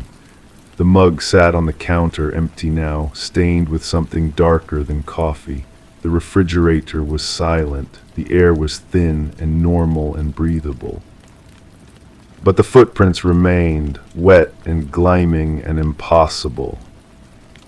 And there was something new, a piece of paper on the table, covered in handwriting I recognized as my own but couldn't remember producing. Words in my hand describing things I'd never seen, places I'd never been, conversations I'd never had. The paper was warm to the touch, still warm as if I'd just finished writing. I tried to read it, but the words shifted and blurred like the labels in the refrigerator. Only fragments remained clear, fragments that made my skin crawl. The door was always open. I let it in. It's wearing my face now. I can feel it moving under my skin. I crumpled the paper and threw it away, but when I turned back, it was smooth and flat on the table again. The words had changed. New sentences in my handwriting describing things that were happening as I read them. He's reading this now. He thinks he threw it away. He doesn't remember writing it. He doesn't remember letting me in. I backed away from the table, but my feet found the wet footprints and slipped. I fell hard, skull cracking against the floor, and the world exploded into stars and darkness. When I came to, I was standing in the hallway again. The same hallway, the same picture frame swaying in the impossible breeze. The same clean patch of floor, larger now, spreading like a stain. But something was different. The humming had stopped. The air was still, and when I looked at my hands, they were wet, gleaming wet like the footprints. Like I'd been walking through water, or something thicker than water. I looked down at my feet and saw them, my own footprints, wet and fresh, leading from where I stood back toward the kitchen. But I hadn't moved, hadn't taken a single step. Someone else was making my footprints. Someone else was walking in my shoes. Someone else was living in my skin. The realization hit me like ice water. I wasn't remembering what happened to me. I was remembering what I did to someone else, what we did together, the thing that came through the door and the person I used to be. The memories aren't mine. They belong to the one who stood here before, who drank the cold coffee and opened the white door and let something in that should have stayed out. I'm the thing that came through. I'm the one wearing his face. And now, as I piece together these fragments, these broken memories that don't belong to me, I can feel him stirring. The real owner of this body, this life, these thoughts. He's been sleeping in the depths, but my reconstruction is waking him up. He's starting to remember too. He's starting to fight back. The humming is returning. The walls are beginning to breathe again. The picture frame sways with increasing violence, and the face in the photograph, my face, his face, our face, is screaming silently. I should stop writing, should stop remembering, should let the fragments scatter back into the darkness where they belong. But I can't. The memories are stronger now, more insistent. They pour through me like water through a broken dam, and each one brings him closer to the surface. Soon he'll remember everything. He'll remember the door and the choice he made and what it cost him. He'll remember that I'm not supposed to be here. And when that happens, one of us will have to go. The coffee mug is full again. Steam rises from its surface, carrying the scent of metal and earth and something else, something that makes my borrowed stomach clench with hunger. I think I know what happens next. I think I've always known. The door at the end of the hallway is opening, story 7. The door had settled without a sound as I eased it back gently. The wood, smooth and worn, had left a faint impression against my fingertips, a lingering warmth that puzzled me. My breath caught in the stillness, the air heavy with a scent that wasn't quite familiar, something earthy, almost metallic. I tried to brush it off, unsettling the silence with a slow exhale, but the feeling remained. The room felt unchanged, and yet beneath the surface, a ripple lingered, bending the edges of my perception. I couldn't see it, but the air shifted, as if to whisper what I already feared. I still wake up to that same metallic taste coating my tongue. It's been weeks now, maybe months. Time feels different since it happened. The taste arrives first, sharp and cold, like I've been holding copper pennies in my mouth while I sleep. Then comes the humming, not from outside, not from any machine I can identify. It seems to rise from the walls themselves, a low frequency that makes my teeth ache and my vision blur at the edges. The electronics won't stay off anymore. I'll turn off the radio before bed, unplug it completely, yet I'll wake to static filling the room at volumes that should have woken the neighbors. The television flickers on by itself, displaying nothing but white noise that seems to pulse in rhythm with my heartbeat. I've learned not to look directly at the screen when this happens. The patterns in the static start to form shapes if I stare too long, shapes that move with purpose, that seem to recognize when I'm watching. My hands shake more now, not from fear, though fear is certainly there, but from something deeper, a tremor that starts in my bones and works its way outward. Sometimes I catch myself staring at my palms, at the way the lines seem to have shifted slightly, as if someone had traced them with an invisible pen while I slept. The skin feels different too, more sensitive to temperature, to texture. Even the softest fabric feels rough against my fingertips. Nobody believes me when I try to explain. They nod politely, suggest I see someone, recommend sleep aids and stress management techniques. But how do you explain to someone that the air in your room tastes different now? That shadows fall in directions that don't match the light sources? That sometimes, when I'm completely alone, I can hear breathing that isn't my own? The dreams are the worst part. They're not really dreams, though they're too vivid, too consistent. I'm back there at the campsite, but I'm watching everything from above, like I'm floating near the ceiling of the sky. I can see myself sitting by the dying fire, but I can also see what's approaching from the tree line. In the dream, I want to call out to warn myself, but no sound comes. I can only watch as the light begins to grow between the trees. I remember now how the fire went out, not gradually the way fires usually die, but all at once, as if someone had thrown a heavy blanket over it. But there was no smoke, no hiss of water on coals. The flame simply ceased, leaving behind embers that glowed with a color I'd never seen before. Not red or orange, but something closer to the color of deep water at night. The silence that followed was absolute. No insects, no wind through the leaves, no distant highway noise. Even my own breathing seemed muted, as if the air had become too thick to carry sound properly. I sat there, staring at those strangely colored embers, and felt my heartbeat slow to match some rhythm I couldn't identify. That's when I first noticed the humming. It was so subtle then, barely perceptible, like the sound of electricity running through power lines far overhead. I tilted my head, trying to locate its source, but it seemed to come from everywhere and nowhere at once. The sound made my fillings ache, made the hair on my arms stand up despite the warm night air. I should have left then. Every instinct I had was screaming at me to pack up, to get in the car and drive until I reached pavement and streetlights and the comfortable noise of civilization.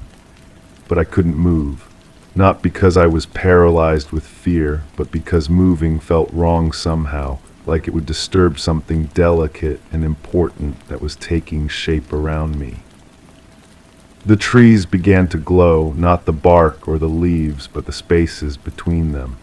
The darkness itself was becoming luminous, as if someone was slowly turning up the brightness on a television screen. The light had no source that I could see, no center point from which it radiated. It simply existed, growing stronger by degrees, casting shadows that bent in impossible directions.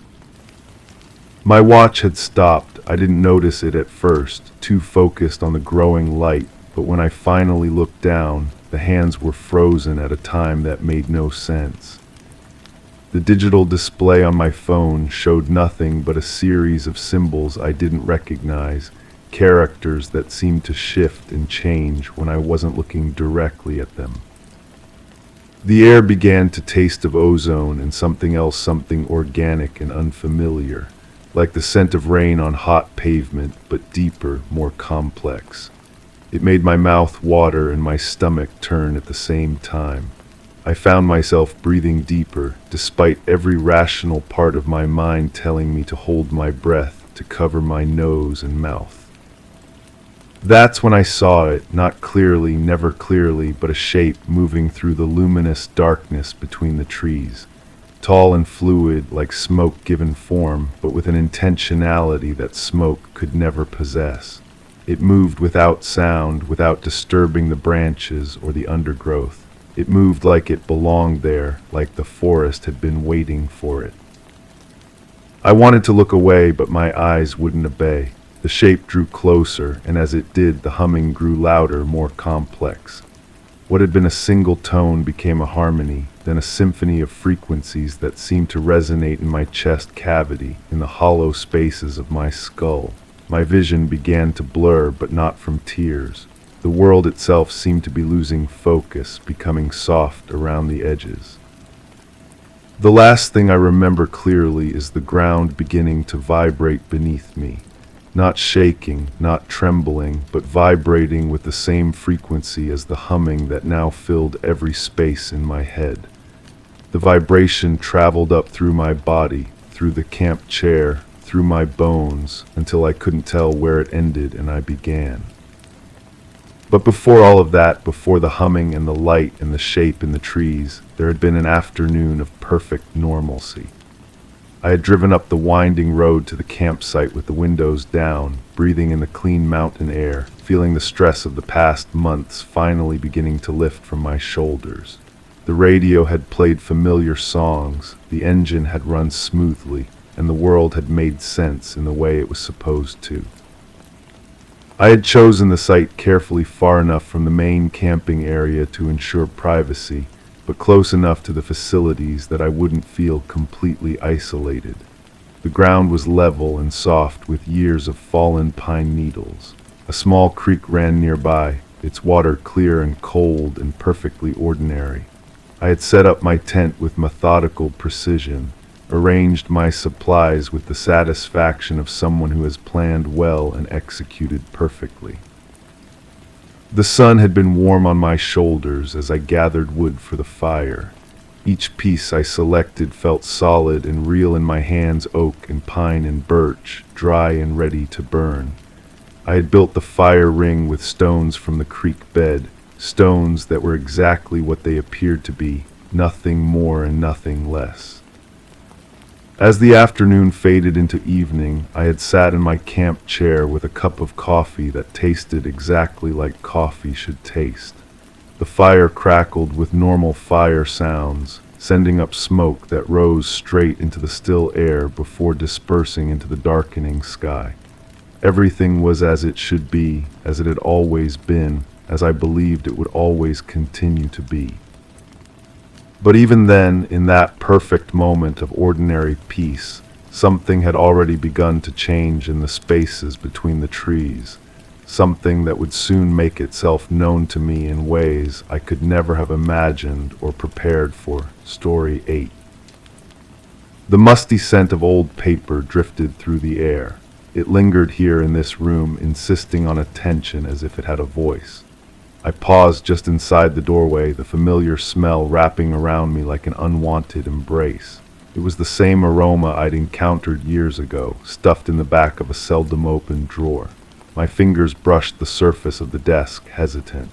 The scent grew stronger, an insistent whisper in the air, compelling me toward the corner where an envelope lay, stained and frayed.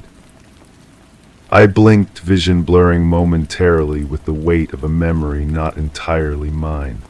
The envelope wasn't supposed to be here. Not now, not again. Yet there it was, an echo of a forgotten event, pulling me inexorably into its orbit. I've been quiet about this for so long, years actually. Every time I thought about telling someone, my throat would close up like there was something physical blocking the words. But sitting here now, thousands of miles from where it happened, I keep thinking maybe distance makes it safer to speak. Maybe the space between then and now, between there and here, creates enough of a barrier that I can finally let it out. I'm not sure that's true, though. Even as I say this, I can feel that familiar pressure building in my chest, the same one that comes whenever I get too close to electronic devices. My laptop screen flickered just now as I was typing this, just once, just enough to remind me. Before everything changed, my life was remarkably ordinary. I was house-sitting for a colleague who'd gone overseas for research. It was a simple arrangement, really. 3 months in a quiet suburban home, taking care of a garden and collecting mail.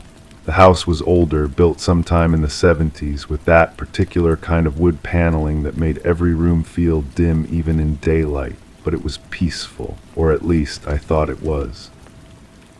The first week passed without incident. I established routines quickly. Morning coffee in the kitchen while watching birds gather at the feeder outside the window.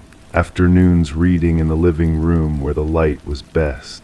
Evenings spent cooking simple meals and catching up on shows I'd been meaning to watch. The house felt welcoming, if a bit worn around the edges. It was during the second week that I noticed the first strange detail. Nothing dramatic, just a shadow that seemed slightly out of place. I was washing dishes one evening when I caught sight of movement in my peripheral vision. When I turned to look directly at the living room, everything appeared normal. The furniture sat exactly where it should. The afternoon light slanted through the windows at the expected angle.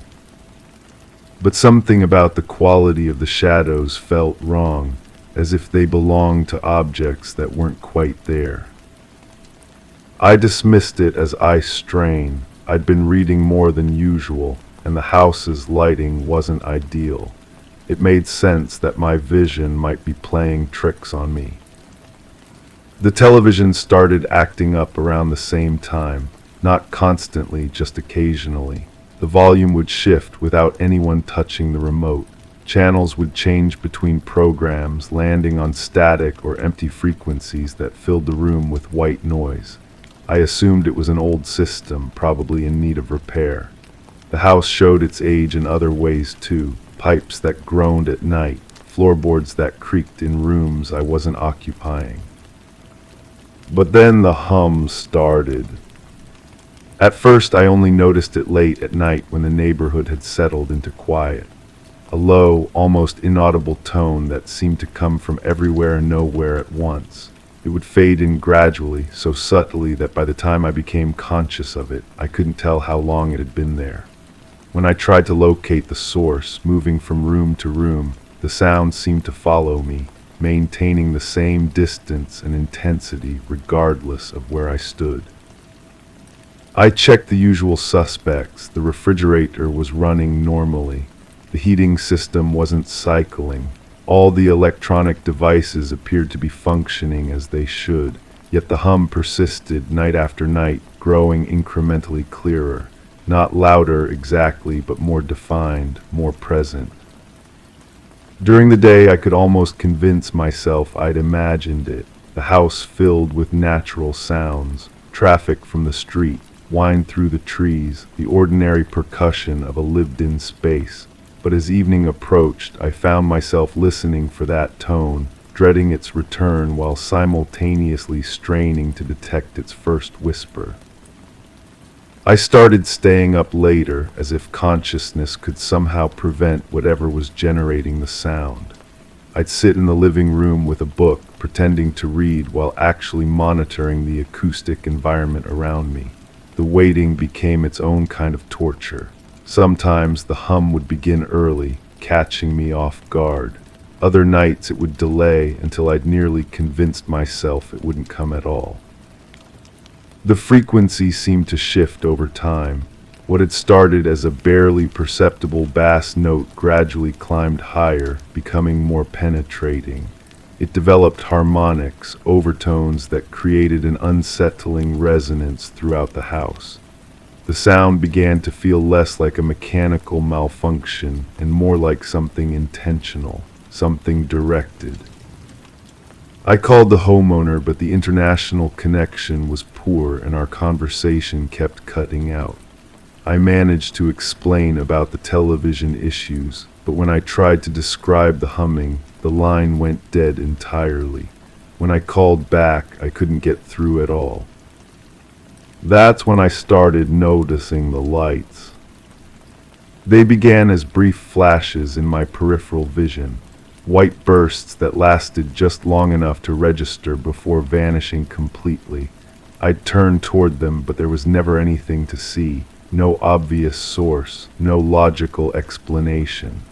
The flashes seemed to occur randomly throughout the house, in different rooms at different times of day. I tested every light switch and fixture, looking for loose connections or failing bulbs. Everything appeared to be in working order. Yet the flashes continued, becoming more frequent and more intense. They started to feel coordinated, as if they were responding to my movements or my attention. One afternoon I was standing in the bathroom when I caught sight of my reflection in the medicine cabinet mirror, but the reflection seemed wrong somehow. The movement didn't quite match what I was doing. I raised my hand to test it, and my reflection followed, but there was a delay. A hesitation, as if the mirror was showing me someone else who was trying to mimic my actions. I stared at myself for a long time, performing small movements and watching for discrepancies. Everything appeared normal, yet I couldn't shake the feeling that something about my reflection had been fundamentally off. The experience left me deeply unsettled, though I couldn't articulate exactly why. The smell appeared around the same time, sweet and metallic like copper pennies mixed with overripe fruit. It would manifest suddenly in different parts of the house, lingering for just a few minutes before disappearing completely. There was no pattern I could identify, no obvious trigger. The scent would simply arrive, fill a space with its cloying presence, then vanish as abruptly as it had come. I searched for potential sources. Rotting food, plumbing issues, dead animals in the walls, but I found nothing that could account for such a distinctive odor. The smell seemed to exist independently of any physical cause, materializing from the air itself. My sleep began to deteriorate. The humming continued through the night, joined now by other sounds, soft hissing that seemed to come from inside the walls. Occasional scratching noises that moved from room to room. I'd lie in bed listening to the house's nocturnal symphony, trying to convince myself that old buildings simply made noise. But these sounds felt different. They had an organic quality that suggested intention rather than random mechanical failure. The hissing would start in one location, then travel along what sounded like predetermined paths through the structure. The scratching followed similar routes, as if something was moving through the walls with purpose and direction. I started having dreams about corridors I'd never seen, narrow passages that stretched far beyond the actual dimensions of the house. In these dreams, I would walk through rooms that felt familiar yet impossible, spaces that existed in the gaps between the real architecture. The dreams felt more vivid than my waking hours, more substantial and meaningful than my ordinary reality. During the day, I found myself looking for the passages from my dreams. I'd measure rooms and hallways, searching for discrepancies that might reveal hidden spaces. I became convinced that the house contained areas I hadn't discovered, rooms that existed just beyond my perception. The electronics throughout the house began to malfunction more frequently. The microwave would start running without being programmed. The radio would turn itself on, cycling through stations before settling on frequencies that broadcast only static. My phone would display missed calls from numbers that didn't exist when I tried to call them back. But it was the computer that provided the most disturbing evidence that something was fundamentally wrong. I was checking email one evening when text began appearing on the screen without any input from me. Not random characters, but actual words, sentences that seemed to be addressed to me directly. The messages weren't threatening exactly, but they demonstrated an awareness of my presence and my activities that should have been impossible.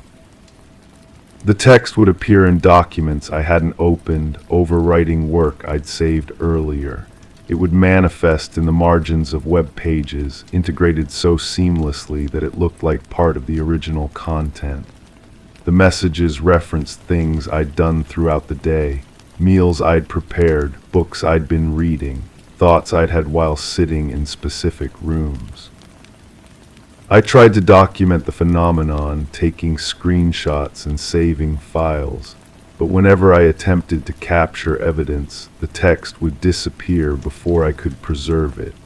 The computer seemed to know when I was trying to record what was happening, and it would revert to normal functionality whenever I became too focused on documenting the anomalies.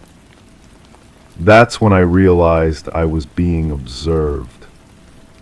The feeling started as a vague unease, a sense that I wasn't alone in the house despite being the only person there. But it gradually intensified into a certainty that something was monitoring my every action.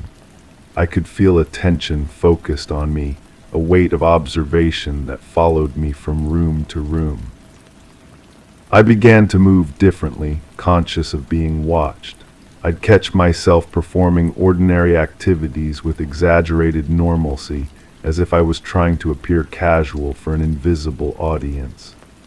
The sensation of scrutiny became so intense that I started avoiding certain areas of the house, particularly the corners where shadows gathered most densely. One night I woke to find my bedroom filled with that sweet metallic smell. The odor was so strong it was almost visible, hanging in the air like a tangible presence. As I lay there trying to identify the source, I became aware of something else in the room. Not a sound or a sight, but a definite sense of occupancy. Something was there with me, sharing the space, breathing the same air. I didn't dare move. I kept my eyes closed and tried to regulate my breathing, pretending to be asleep while every nerve in my body screamed with awareness of the other presence. Time stretched impossibly.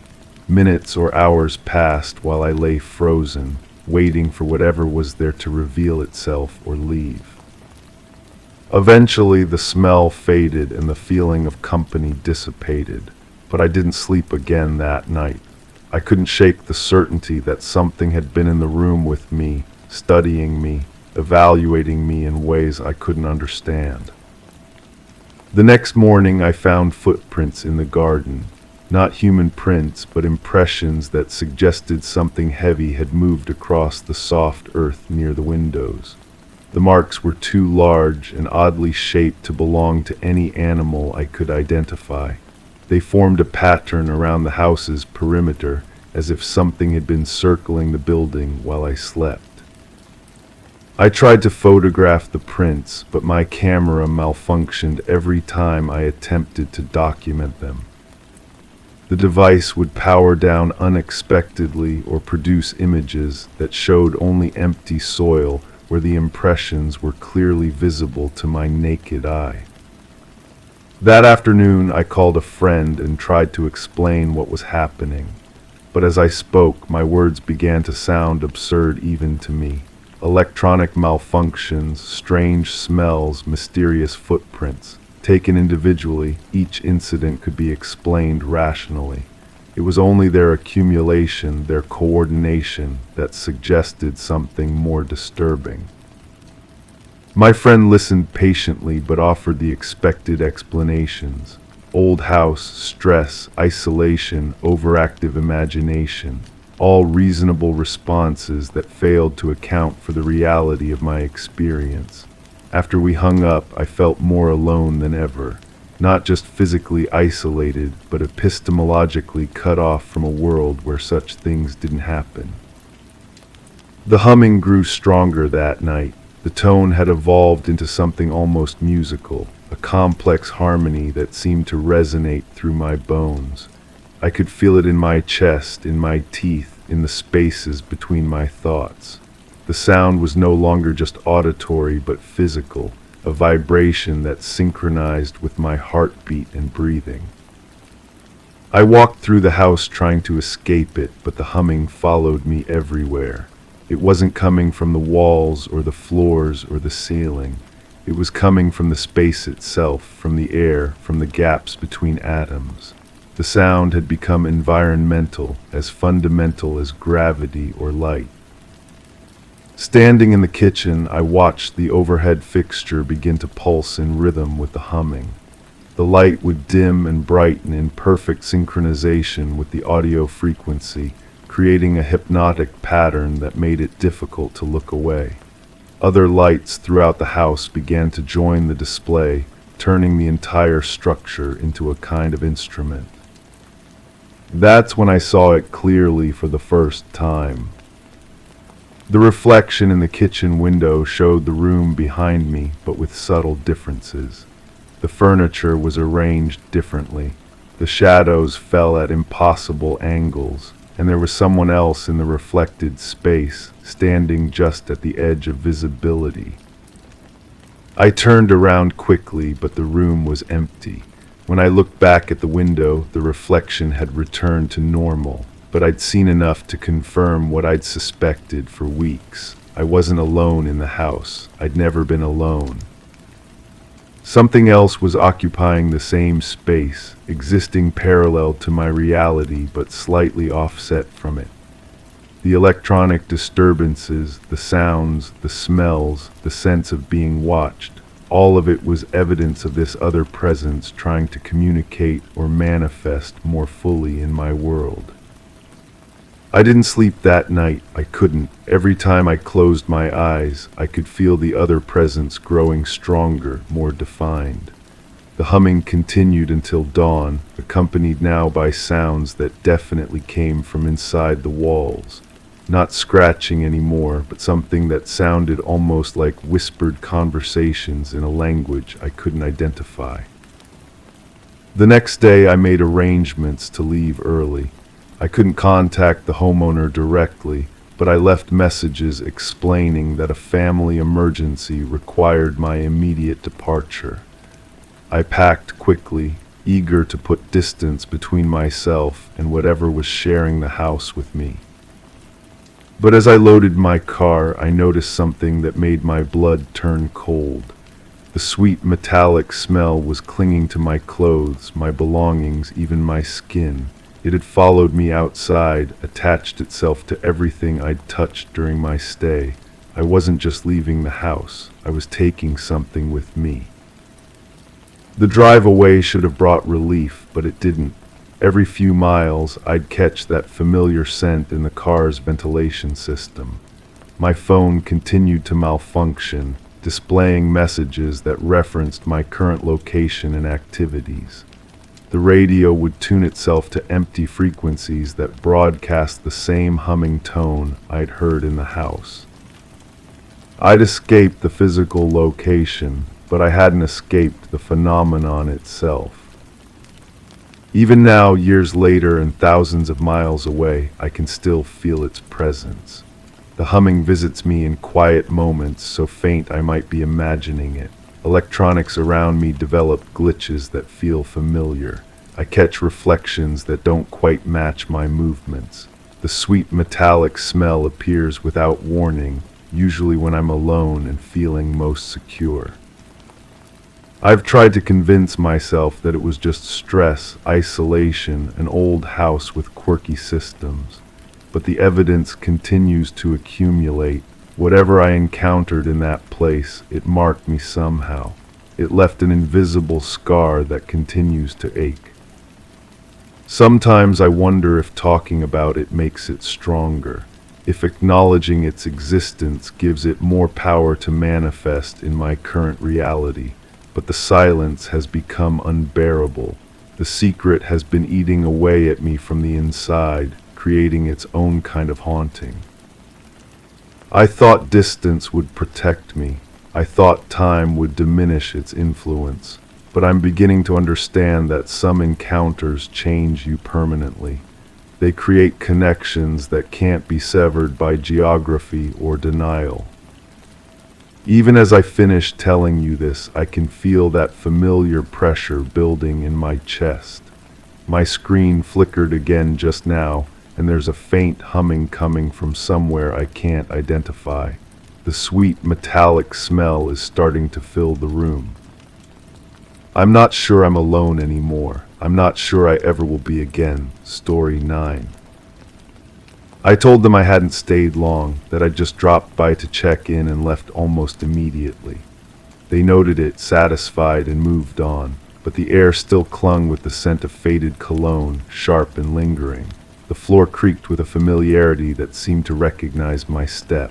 A muted hum settled in the corners, vibrating through my shoes like a low, constant reminder. My breath caught the chill of unwashed glass, fogging briefly before disappearing. I hadn't touched the photograph, but the dust was smeared. The room whispered secrets I chose not to hear. I left no trace, yet my reflection lingered in the mirror. Nothing happened that night. I want to be clear about that from the start. People keep asking me questions, and I keep telling them the same thing. There was nothing to see, nothing to report. I was tired, probably just my imagination playing tricks on me. You know how it is when you're exhausted. Your mind starts filling in blanks that aren't really there. I didn't go inside the building. Well, maybe I stepped through the doorway, but only for a second, just to make sure everything was secure. The door was unlocked, which was strange, but not really strange. Maintenance probably forgot to lock up. These things happen all the time. I certainly didn't walk down that hallway with the peeling wallpaper that curled at the edges like old skin. I wouldn't have noticed details like that because I wasn't really looking. The lights were off, obviously. The whole place was dark, except for that faint glow coming from somewhere I couldn't identify, but that was probably just streetlight filtering through dirty windows. Light plays tricks in empty buildings. It bounces off surfaces and creates illusions. That's all it was, an illusion. I didn't follow that glow deeper into the building because I never went that far inside. The silence was normal too. Empty buildings are quiet, that's what you'd expect. The fact that it felt thick, almost solid, like something you could push against, that was just my tired brain making connections that weren't there. And the way sound seemed to get absorbed before it could travel, well, that's just acoustics. Old buildings have strange acoustics. I keep telling myself I turned around and left right then. That would be the logical thing to do, the responsible thing. I had no business being there anyway, but somehow I remember the texture of that carpet under my feet, how it felt damp and spongy like it had been soaking up moisture for months. The pattern was geometric, repeating squares in faded blue and gray. Not that I was looking at the floor, I was focused on getting out. There was no sound coming from the room at the end of the hall. I want to emphasize that. No humming or buzzing or mechanical noise of any kind. Certainly not that rhythmic pulsing that seemed to match my heartbeat. That would be impossible anyway, since I wasn't nervous. I was calm, completely calm. My hands weren't shaking and my palms weren't sweating, and I definitely wasn't holding my breath as I walked past that door. The door was closed, I'm certain of that. I never opened it. I wouldn't have had any reason to open it. But the handle was warm when I accidentally brushed against it, warm like someone had been gripping it from the other side. Metal doesn't usually hold heat like that, especially in an unheated building, but there must have been a reasonable explanation. Pipes running through the walls, maybe. Heat transfer from somewhere else in the building. I didn't look through the keyhole. That would have been an invasion of privacy, even in an empty building.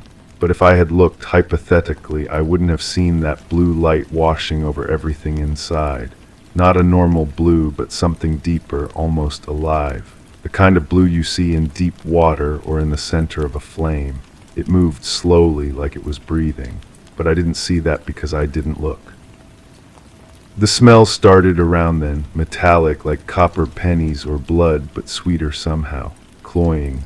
It made my mouth taste strange and my throat feel tight, but that was probably just dust or mold spores in the air. Old buildings are full of allergens. I've always been sensitive to poor air quality. That's all it was. A perfectly normal reaction to a perfectly normal environment. I should have left then. I keep thinking about that. How easy it would have been to just turn around and walk away. But my feet seemed to have their own agenda, carrying me closer to that door even as my rational mind was screaming at me to leave. Not that I was scared. Fear would imply there was something to be afraid of, and there wasn't. There was nothing there. The door opened by itself, old hinges probably warped from humidity changes. These things happen in buildings that aren't climate controlled. The fact that it swung open slowly, deliberately, like someone was controlling it from the other side, that was just coincidence. Physics, air pressure differentials. I took one step inside because the door had opened, and it would have been rude not to at least check if everything was secure. The room was empty, completely empty. I want to stress that. There was nothing in there except that blue light that seemed to come from everywhere and nowhere at once. The walls were bare, painted that same institutional green you see in hospitals and schools. The paint was fresh, though, which was odd since the rest of the building seemed neglected. And the floor was different in there, not carpet but some kind of smooth material that felt warm under my shoes. There was no furniture, no equipment, no people, definitely no people. The fact that I could sense a presence, something watching me from the corners where the light didn't quite reach, that was just paranoia. Exhaustion-induced paranoia. I hadn't been sleeping well lately. Stress at work, probably. When you're running on too little sleep, your brain starts interpreting normal shadows as something more sinister. I stood in the doorway for maybe 30 seconds, long enough to confirm the room was secure and empty. I didn't walk to the center of the room where the light seemed brightest. I didn't kneel down and press my palm against that warm floor, feeling it pulse gently like a slow heartbeat. I didn't close my eyes and let that blue radiance wash over me while something whispered words I couldn't quite understand. The whispers weren't real anyway, just the sound of air moving through the building's ventilation system. Old buildings make noise, pipes settling, wood expanding and contracting, air moving through ducts. It only sounded like voices because I was expecting to hear something unusual. The human brain is pattern-seeking. It tries to make sense of random noise by interpreting it as familiar sounds. That's all it was. I certainly didn't understand what the voices were saying. How could I when they weren't really there? But if they had been real, they might have been talking about me, about how long they'd been waiting, about how they knew I'd come eventually, about how I was exactly what they needed. But that's just speculation. Imagination filling in gaps where there was really just silence. The temperature in the room was normal, maybe a little warm, but that could be explained by poor ventilation or residual heat from the building's heating system. I wasn't sweating because I was nervous. I wasn't breathing hard because something was wrong. I was just reacting to environmental factors like any rational person would. When I turned to leave, the door was still open. It hadn't closed behind me, trapping me inside. That would be impossible anyway, since doors don't close by themselves unless there's a mechanical reason. The handle turned easily when I tested it. I wasn't trapped. I could leave any time I wanted. The fact that I stayed for another few minutes was just thoroughness, making sure I hadn't missed anything important. That's when I didn't see them. The figures standing in the corners where the blue light created deeper shadows. They weren't there because there was nobody in the room. But if they had been there, they would have been tall and thin, wearing clothes that looked like they were made of the same light that filled the room. Their faces would have been kind, understanding, like they knew exactly what I was going through and wanted to help. They didn't speak to me. How could they when they weren't there? But I got the impression they were trying to communicate something important, something about the building, maybe, or about why I'd been drawn there. They seemed patient, like they had all the time in the world to wait for me to understand, but I wasn't listening because there was nothing to hear. I didn't feel calm when I was in that room. Calm would suggest I was agitated before, and I wasn't. I was completely in control the entire time. But there was something soothing about the blue light, something that made my shoulders relax and my breathing slow down, like being underwater in a warm pool, safe and protected and far away from everything that usually worried me. The floor wasn't just warm anymore. It was almost hot, like there was something burning underneath it, but not an uncomfortable heat, more like sitting too close to a fireplace on a cold day. I could feel it through my shoes, radiating up through my legs and into my chest. It made me drowsy, made it hard to think clearly about why I should leave. I don't remember lying down. That definitely didn't happen. I remained standing the entire time, alert and ready to leave at a moment's notice. But somehow I have this clear memory of the ceiling, how it seemed to pulse with that same blue light, how patterns moved across it like slow lightning. The patterns were beautiful, hypnotic, spelling out messages in a language I'd never seen but somehow understood. Time moved normally while I was in there. I wasn't in that room for hours, watching the light change and shift, feeling that warmth seep deeper into my bones. It was maybe 10 minutes total, 15 at the most. The fact that it felt like much longer was just a side effect of the stress I'd been under lately. Time distortion is a common symptom of fatigue. When I finally left, everything was exactly as I'd found it. The door closed normally behind me. The hallway looked the same. The carpet was still damp and spongy under my feet. I walked back toward the exit at a normal pace, not hurrying, not looking over my shoulder to see if anything was following me, because there was nothing to follow me. The building was still empty when I reached the front door, still quiet except for those normal settling sounds that old buildings make. I locked the door behind me, tested it twice to make sure it was secure, and walked back to my car. My hands were steady when I started the engine. My breathing was normal. I wasn't shaking or sweating or fighting the urge to drive as fast as possible away from that place. I drove home at the speed limit, stopped at traffic lights, used my turn signals, everything completely normal and routine. I didn't keep checking my rearview mirror to make sure nothing was following me. I didn't notice that blue light flickering at the edges of my vision every time I blinked. I wasn't humming a melody I'd never heard before but somehow knew by heart. At home, I went through my normal evening routine. shower, dinner, television. I didn't stand in the shower longer than usual, trying to wash away that metallic smell that seemed to have soaked into my skin. I didn't avoid looking at myself in the bathroom mirror because something about my reflection looked different. My eyes weren't brighter than usual. My skin wasn't warm to the touch. I slept normally that night. No dreams about blue light or empty rooms or figures made of shadow and starlight. I definitely didn't wake up several times with the taste of copper in my mouth and that same melody playing in my head. When morning came, I felt rested and refreshed, ready to start a new day. The next few days were completely ordinary. Work, errands, the usual routine. I didn't find myself thinking about that building at random moments throughout the day. I didn't catch myself driving past it on my way home, slowing down to see if any lights were on inside. I wasn't disappointed when I saw it was still dark and empty. People at work said I seemed different, more relaxed, they said, like I'd finally found some peace about whatever had been bothering me. I told them I'd just been getting better sleep lately, which was true. I had been sleeping more deeply, even if my dreams were filled with blue light and whispered conversations, and the feeling of warm hands guiding me somewhere I couldn't quite remember.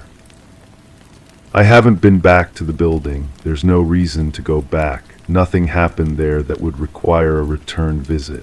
The fact that I drive past it every day on my way to work is just coincidence. It's on my normal route. I'm not checking to see if the door is still locked or if there are any lights on inside. I'm just commuting like millions of other people do every day. Sometimes I catch myself humming that melody again, the one I learned somewhere but can't remember where. It's soothing, comforting, like a lullaby someone might have sung to me when I was very young. When people ask me what song it is, I tell them I don't know. I probably heard it on the radio or in a commercial. These things stick in your head sometimes. The dreams are getting more vivid, but they're not really dreams. Dreams fade when you wake up, but these feel more like memories. Memories of conversations I never had with people I never met in a place I never went. They're so clear I could draw a map of that room, describe every detail of those kind faces, repeat every word they never said to me. I'm sleeping better than I have in years. That's what I tell people when they comment on how well rested I look, how peaceful I seem. It's true mostly. I do feel more at peace, more centered, like I've finally found something I'd been searching for without realizing it. The fact that I can't remember what that something is doesn't bother me. Some things are better left unexamined. My routine hasn't changed. I still go to work, come home, watch television, go to bed. I don't spend my evenings researching the history of that building or trying to find out who owns it or what it was used for before it was abandoned. I'm not curious about the blueprints or the previous tenants or why it was left empty for so long. That would be obsessive behavior, and I'm not obsessed. The building looks different now when I drive past it. Not physically different, but there's something about it that seems more alive, more aware, like it's waiting for something. The windows don't reflect light the same way they used to. Sometimes I think I can see that blue glow seeping out around the edges, but that's probably just my imagination. Or maybe it's light from the street reflecting off the glass in an unusual way. I keep my car doors locked when I drive past now, not because I'm afraid I might stop and go inside again, but because it's good safety practice. You should always keep your doors locked when driving through unfamiliar areas. The fact that I know every inch of that building's interior, every creak of its floors, and every shadow in its corners doesn't make it familiar. I've never been inside. Tonight feels different somehow. The air is thicker, charged with possibility. I can taste that metallic sweetness again, faint but unmistakable. The melody is playing in my head more clearly now, and I think I'm starting to understand the words that go with it. They're not in any language I recognize, but their meaning feels obvious, like remembering something I used to know. I'm going to bed early tonight. I need my rest. Tomorrow is going to be an important day, though I can't quite remember why. Something about a meeting I need to attend, or maybe a place I need to visit. The details are fuzzy, but I have this strong sense that I have somewhere to be. Somewhere I've been before, even though I've never been there. The building will be waiting when I drive past it tomorrow. Dark and empty, just like always. The door will be locked, just like I left it. There will be nothing inside but dust and shadows and the echo of footsteps that were never taken. I won't stop. I won't go inside. I won't walk down that hallway to that room where the blue light dances and patient voices whisper my name. But if I did, they'd be so happy to see me again. Story 10. I awoke to find the world shifting under my skin, a sensation like silk brushing over raw nerves. Above me, a light hung without a source, emitting a dull hum that resonated in my bones rather than my ears. The air pressed gently against me, strangely tactile, yet remaining still. Each inhalation was a borrowed rhythm, as though my lungs were marionettes manipulated by unseen strings. The space around me felt vast and enclosed all at once, with walls that seemed to edge closer when I blinked. And somewhere just beyond my senses, an unfamiliar presence weighed heavily on the silence, watching me without eyes. That was months ago now, and I still wake with that same sensation crawling beneath my flesh. The world feels different since then, as though I've been marked by something that exists just outside the normal flow of things. Sleep has become a stranger to me. When I close my eyes, that sourceless light returns, casting no shadows yet illuminating nothing. The humming follows me everywhere, a frequency that seems to emanate from the spaces between sounds. My electronics have developed their own language. The radio turns itself on during the deepest hours of night, cycling through static until it finds that particular frequency that makes my teeth ache. The television flickers to life, displaying patterns that hurt to look at directly, geometric shapes that seem to fold in on themselves in ways that shouldn't be possible. My phone records conversations I never had, voices speaking in measured tones about things I can't quite understand. People avoid me now, not consciously, but I can see it in the way conversations die when I approach, how their eyes slide past mine as though looking at me requires too much effort. I've tried explaining what happened, but the words come out wrong, twisted somehow. They hear madness where I'm trying to describe a truth that exists beyond the boundaries of what we're supposed to accept. The dreams are the worst part.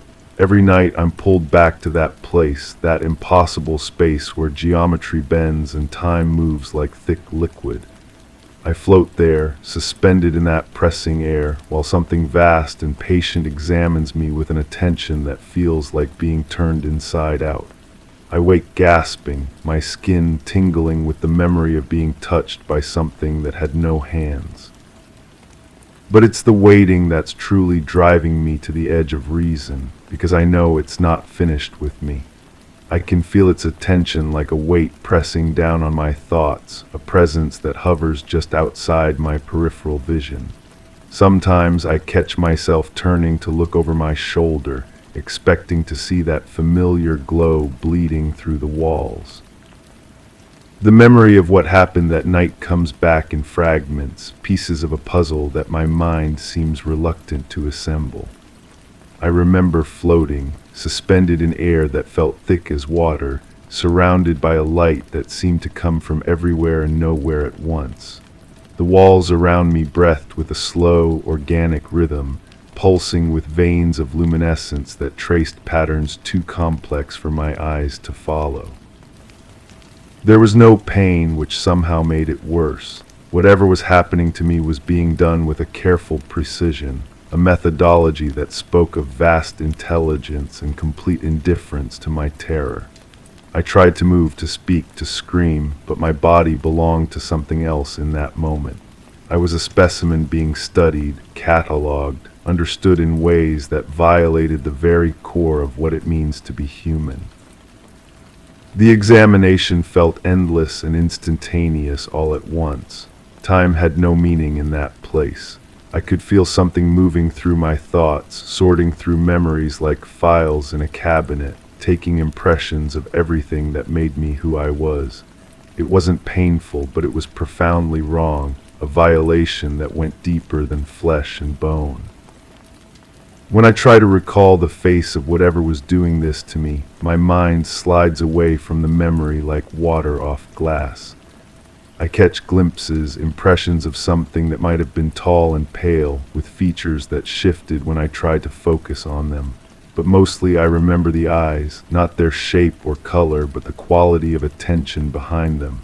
Ancient, patient, utterly alien. The room, if it was a room, defied every law of physics I thought I understood. The walls curved in directions that shouldn't exist, meeting at angles that made my eyes water. The light that filled the space cast no shadows, created no reflections, yet somehow illuminated everything with perfect clarity. I could see myself floating there, arms spread wide, head tilted back, mouth open in a silent scream that never came. Now, trying to piece together what led to that moment, I remember the signs I should have recognized.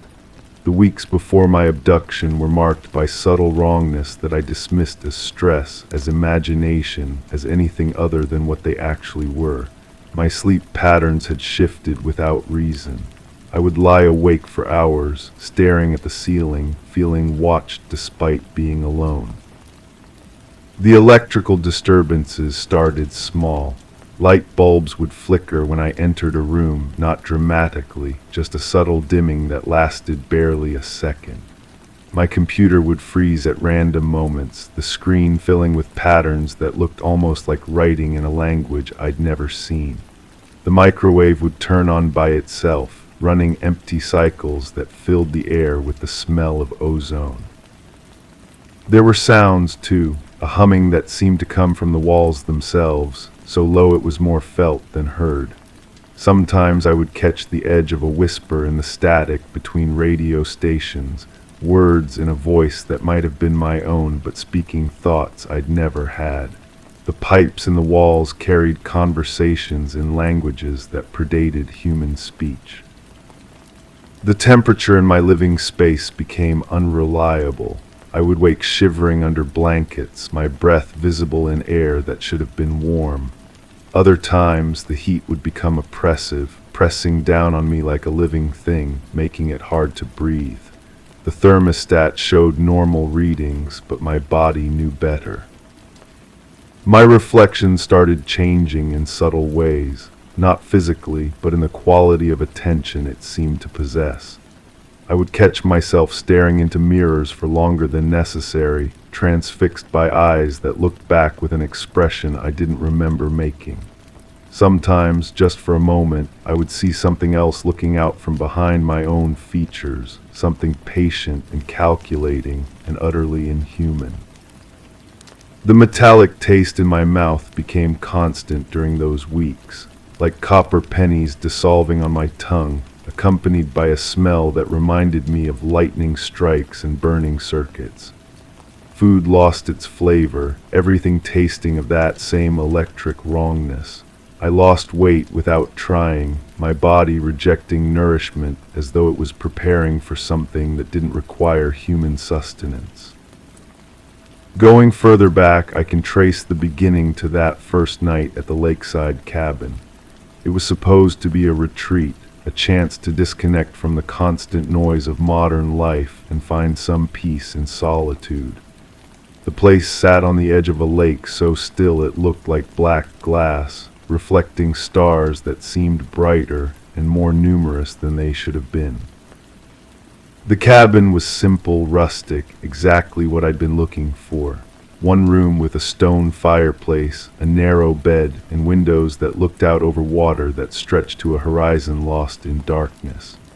I'd brought books, planning to read by firelight to rediscover the simple pleasure of silence. Instead, I found something that had been waiting for me in that silence, something that had perhaps been waiting much longer than I could comprehend. The first anomaly was so subtle I almost missed it. I was sitting by the fire, watching flames dance across split logs, when I noticed the light from the flames wasn't behaving quite right. The shadows it cast seemed to move independently of the fire itself, writhing across the walls in patterns that suggested intelligence, purpose. I stared until my eyes watered, trying to convince myself it was just the natural play of light and shadow, but deep down I knew I was seeing something that shouldn't exist. The silence outside was too complete. No insects, no night birds, no small animals moving through the underbrush. Even the water was perfectly still, not a ripple disturbing its surface despite the gentle breeze I could feel against my skin. It was as though the entire world was holding its breath, waiting for something to begin. When I stepped outside to investigate, the air itself felt different, thicker somehow, pressing against my skin with an almost tactile quality. The stars above seemed closer than they should be, burning with a cold light that made me feel exposed, observed. I stood there on the cabin's small porch, surrounded by a silence so profound it seemed to have weight, and felt something vast and patient turn its attention toward me. That was when it truly began, though I wouldn't understand for weeks what I had stumbled into. In that moment of perfect stillness, beside water that reflected stars like eyes, I became visible to something that had been searching, something that had finally found what it was looking for. The memory of that peaceful evening now feels like the last moment of my old life, the final breath before diving into waters that would change everything about who I am and what I understand about the world.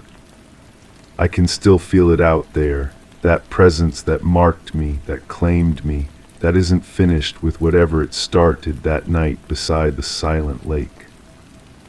And I know with a certainty that chills my blood that it's only a matter of time before it comes back to complete what it began.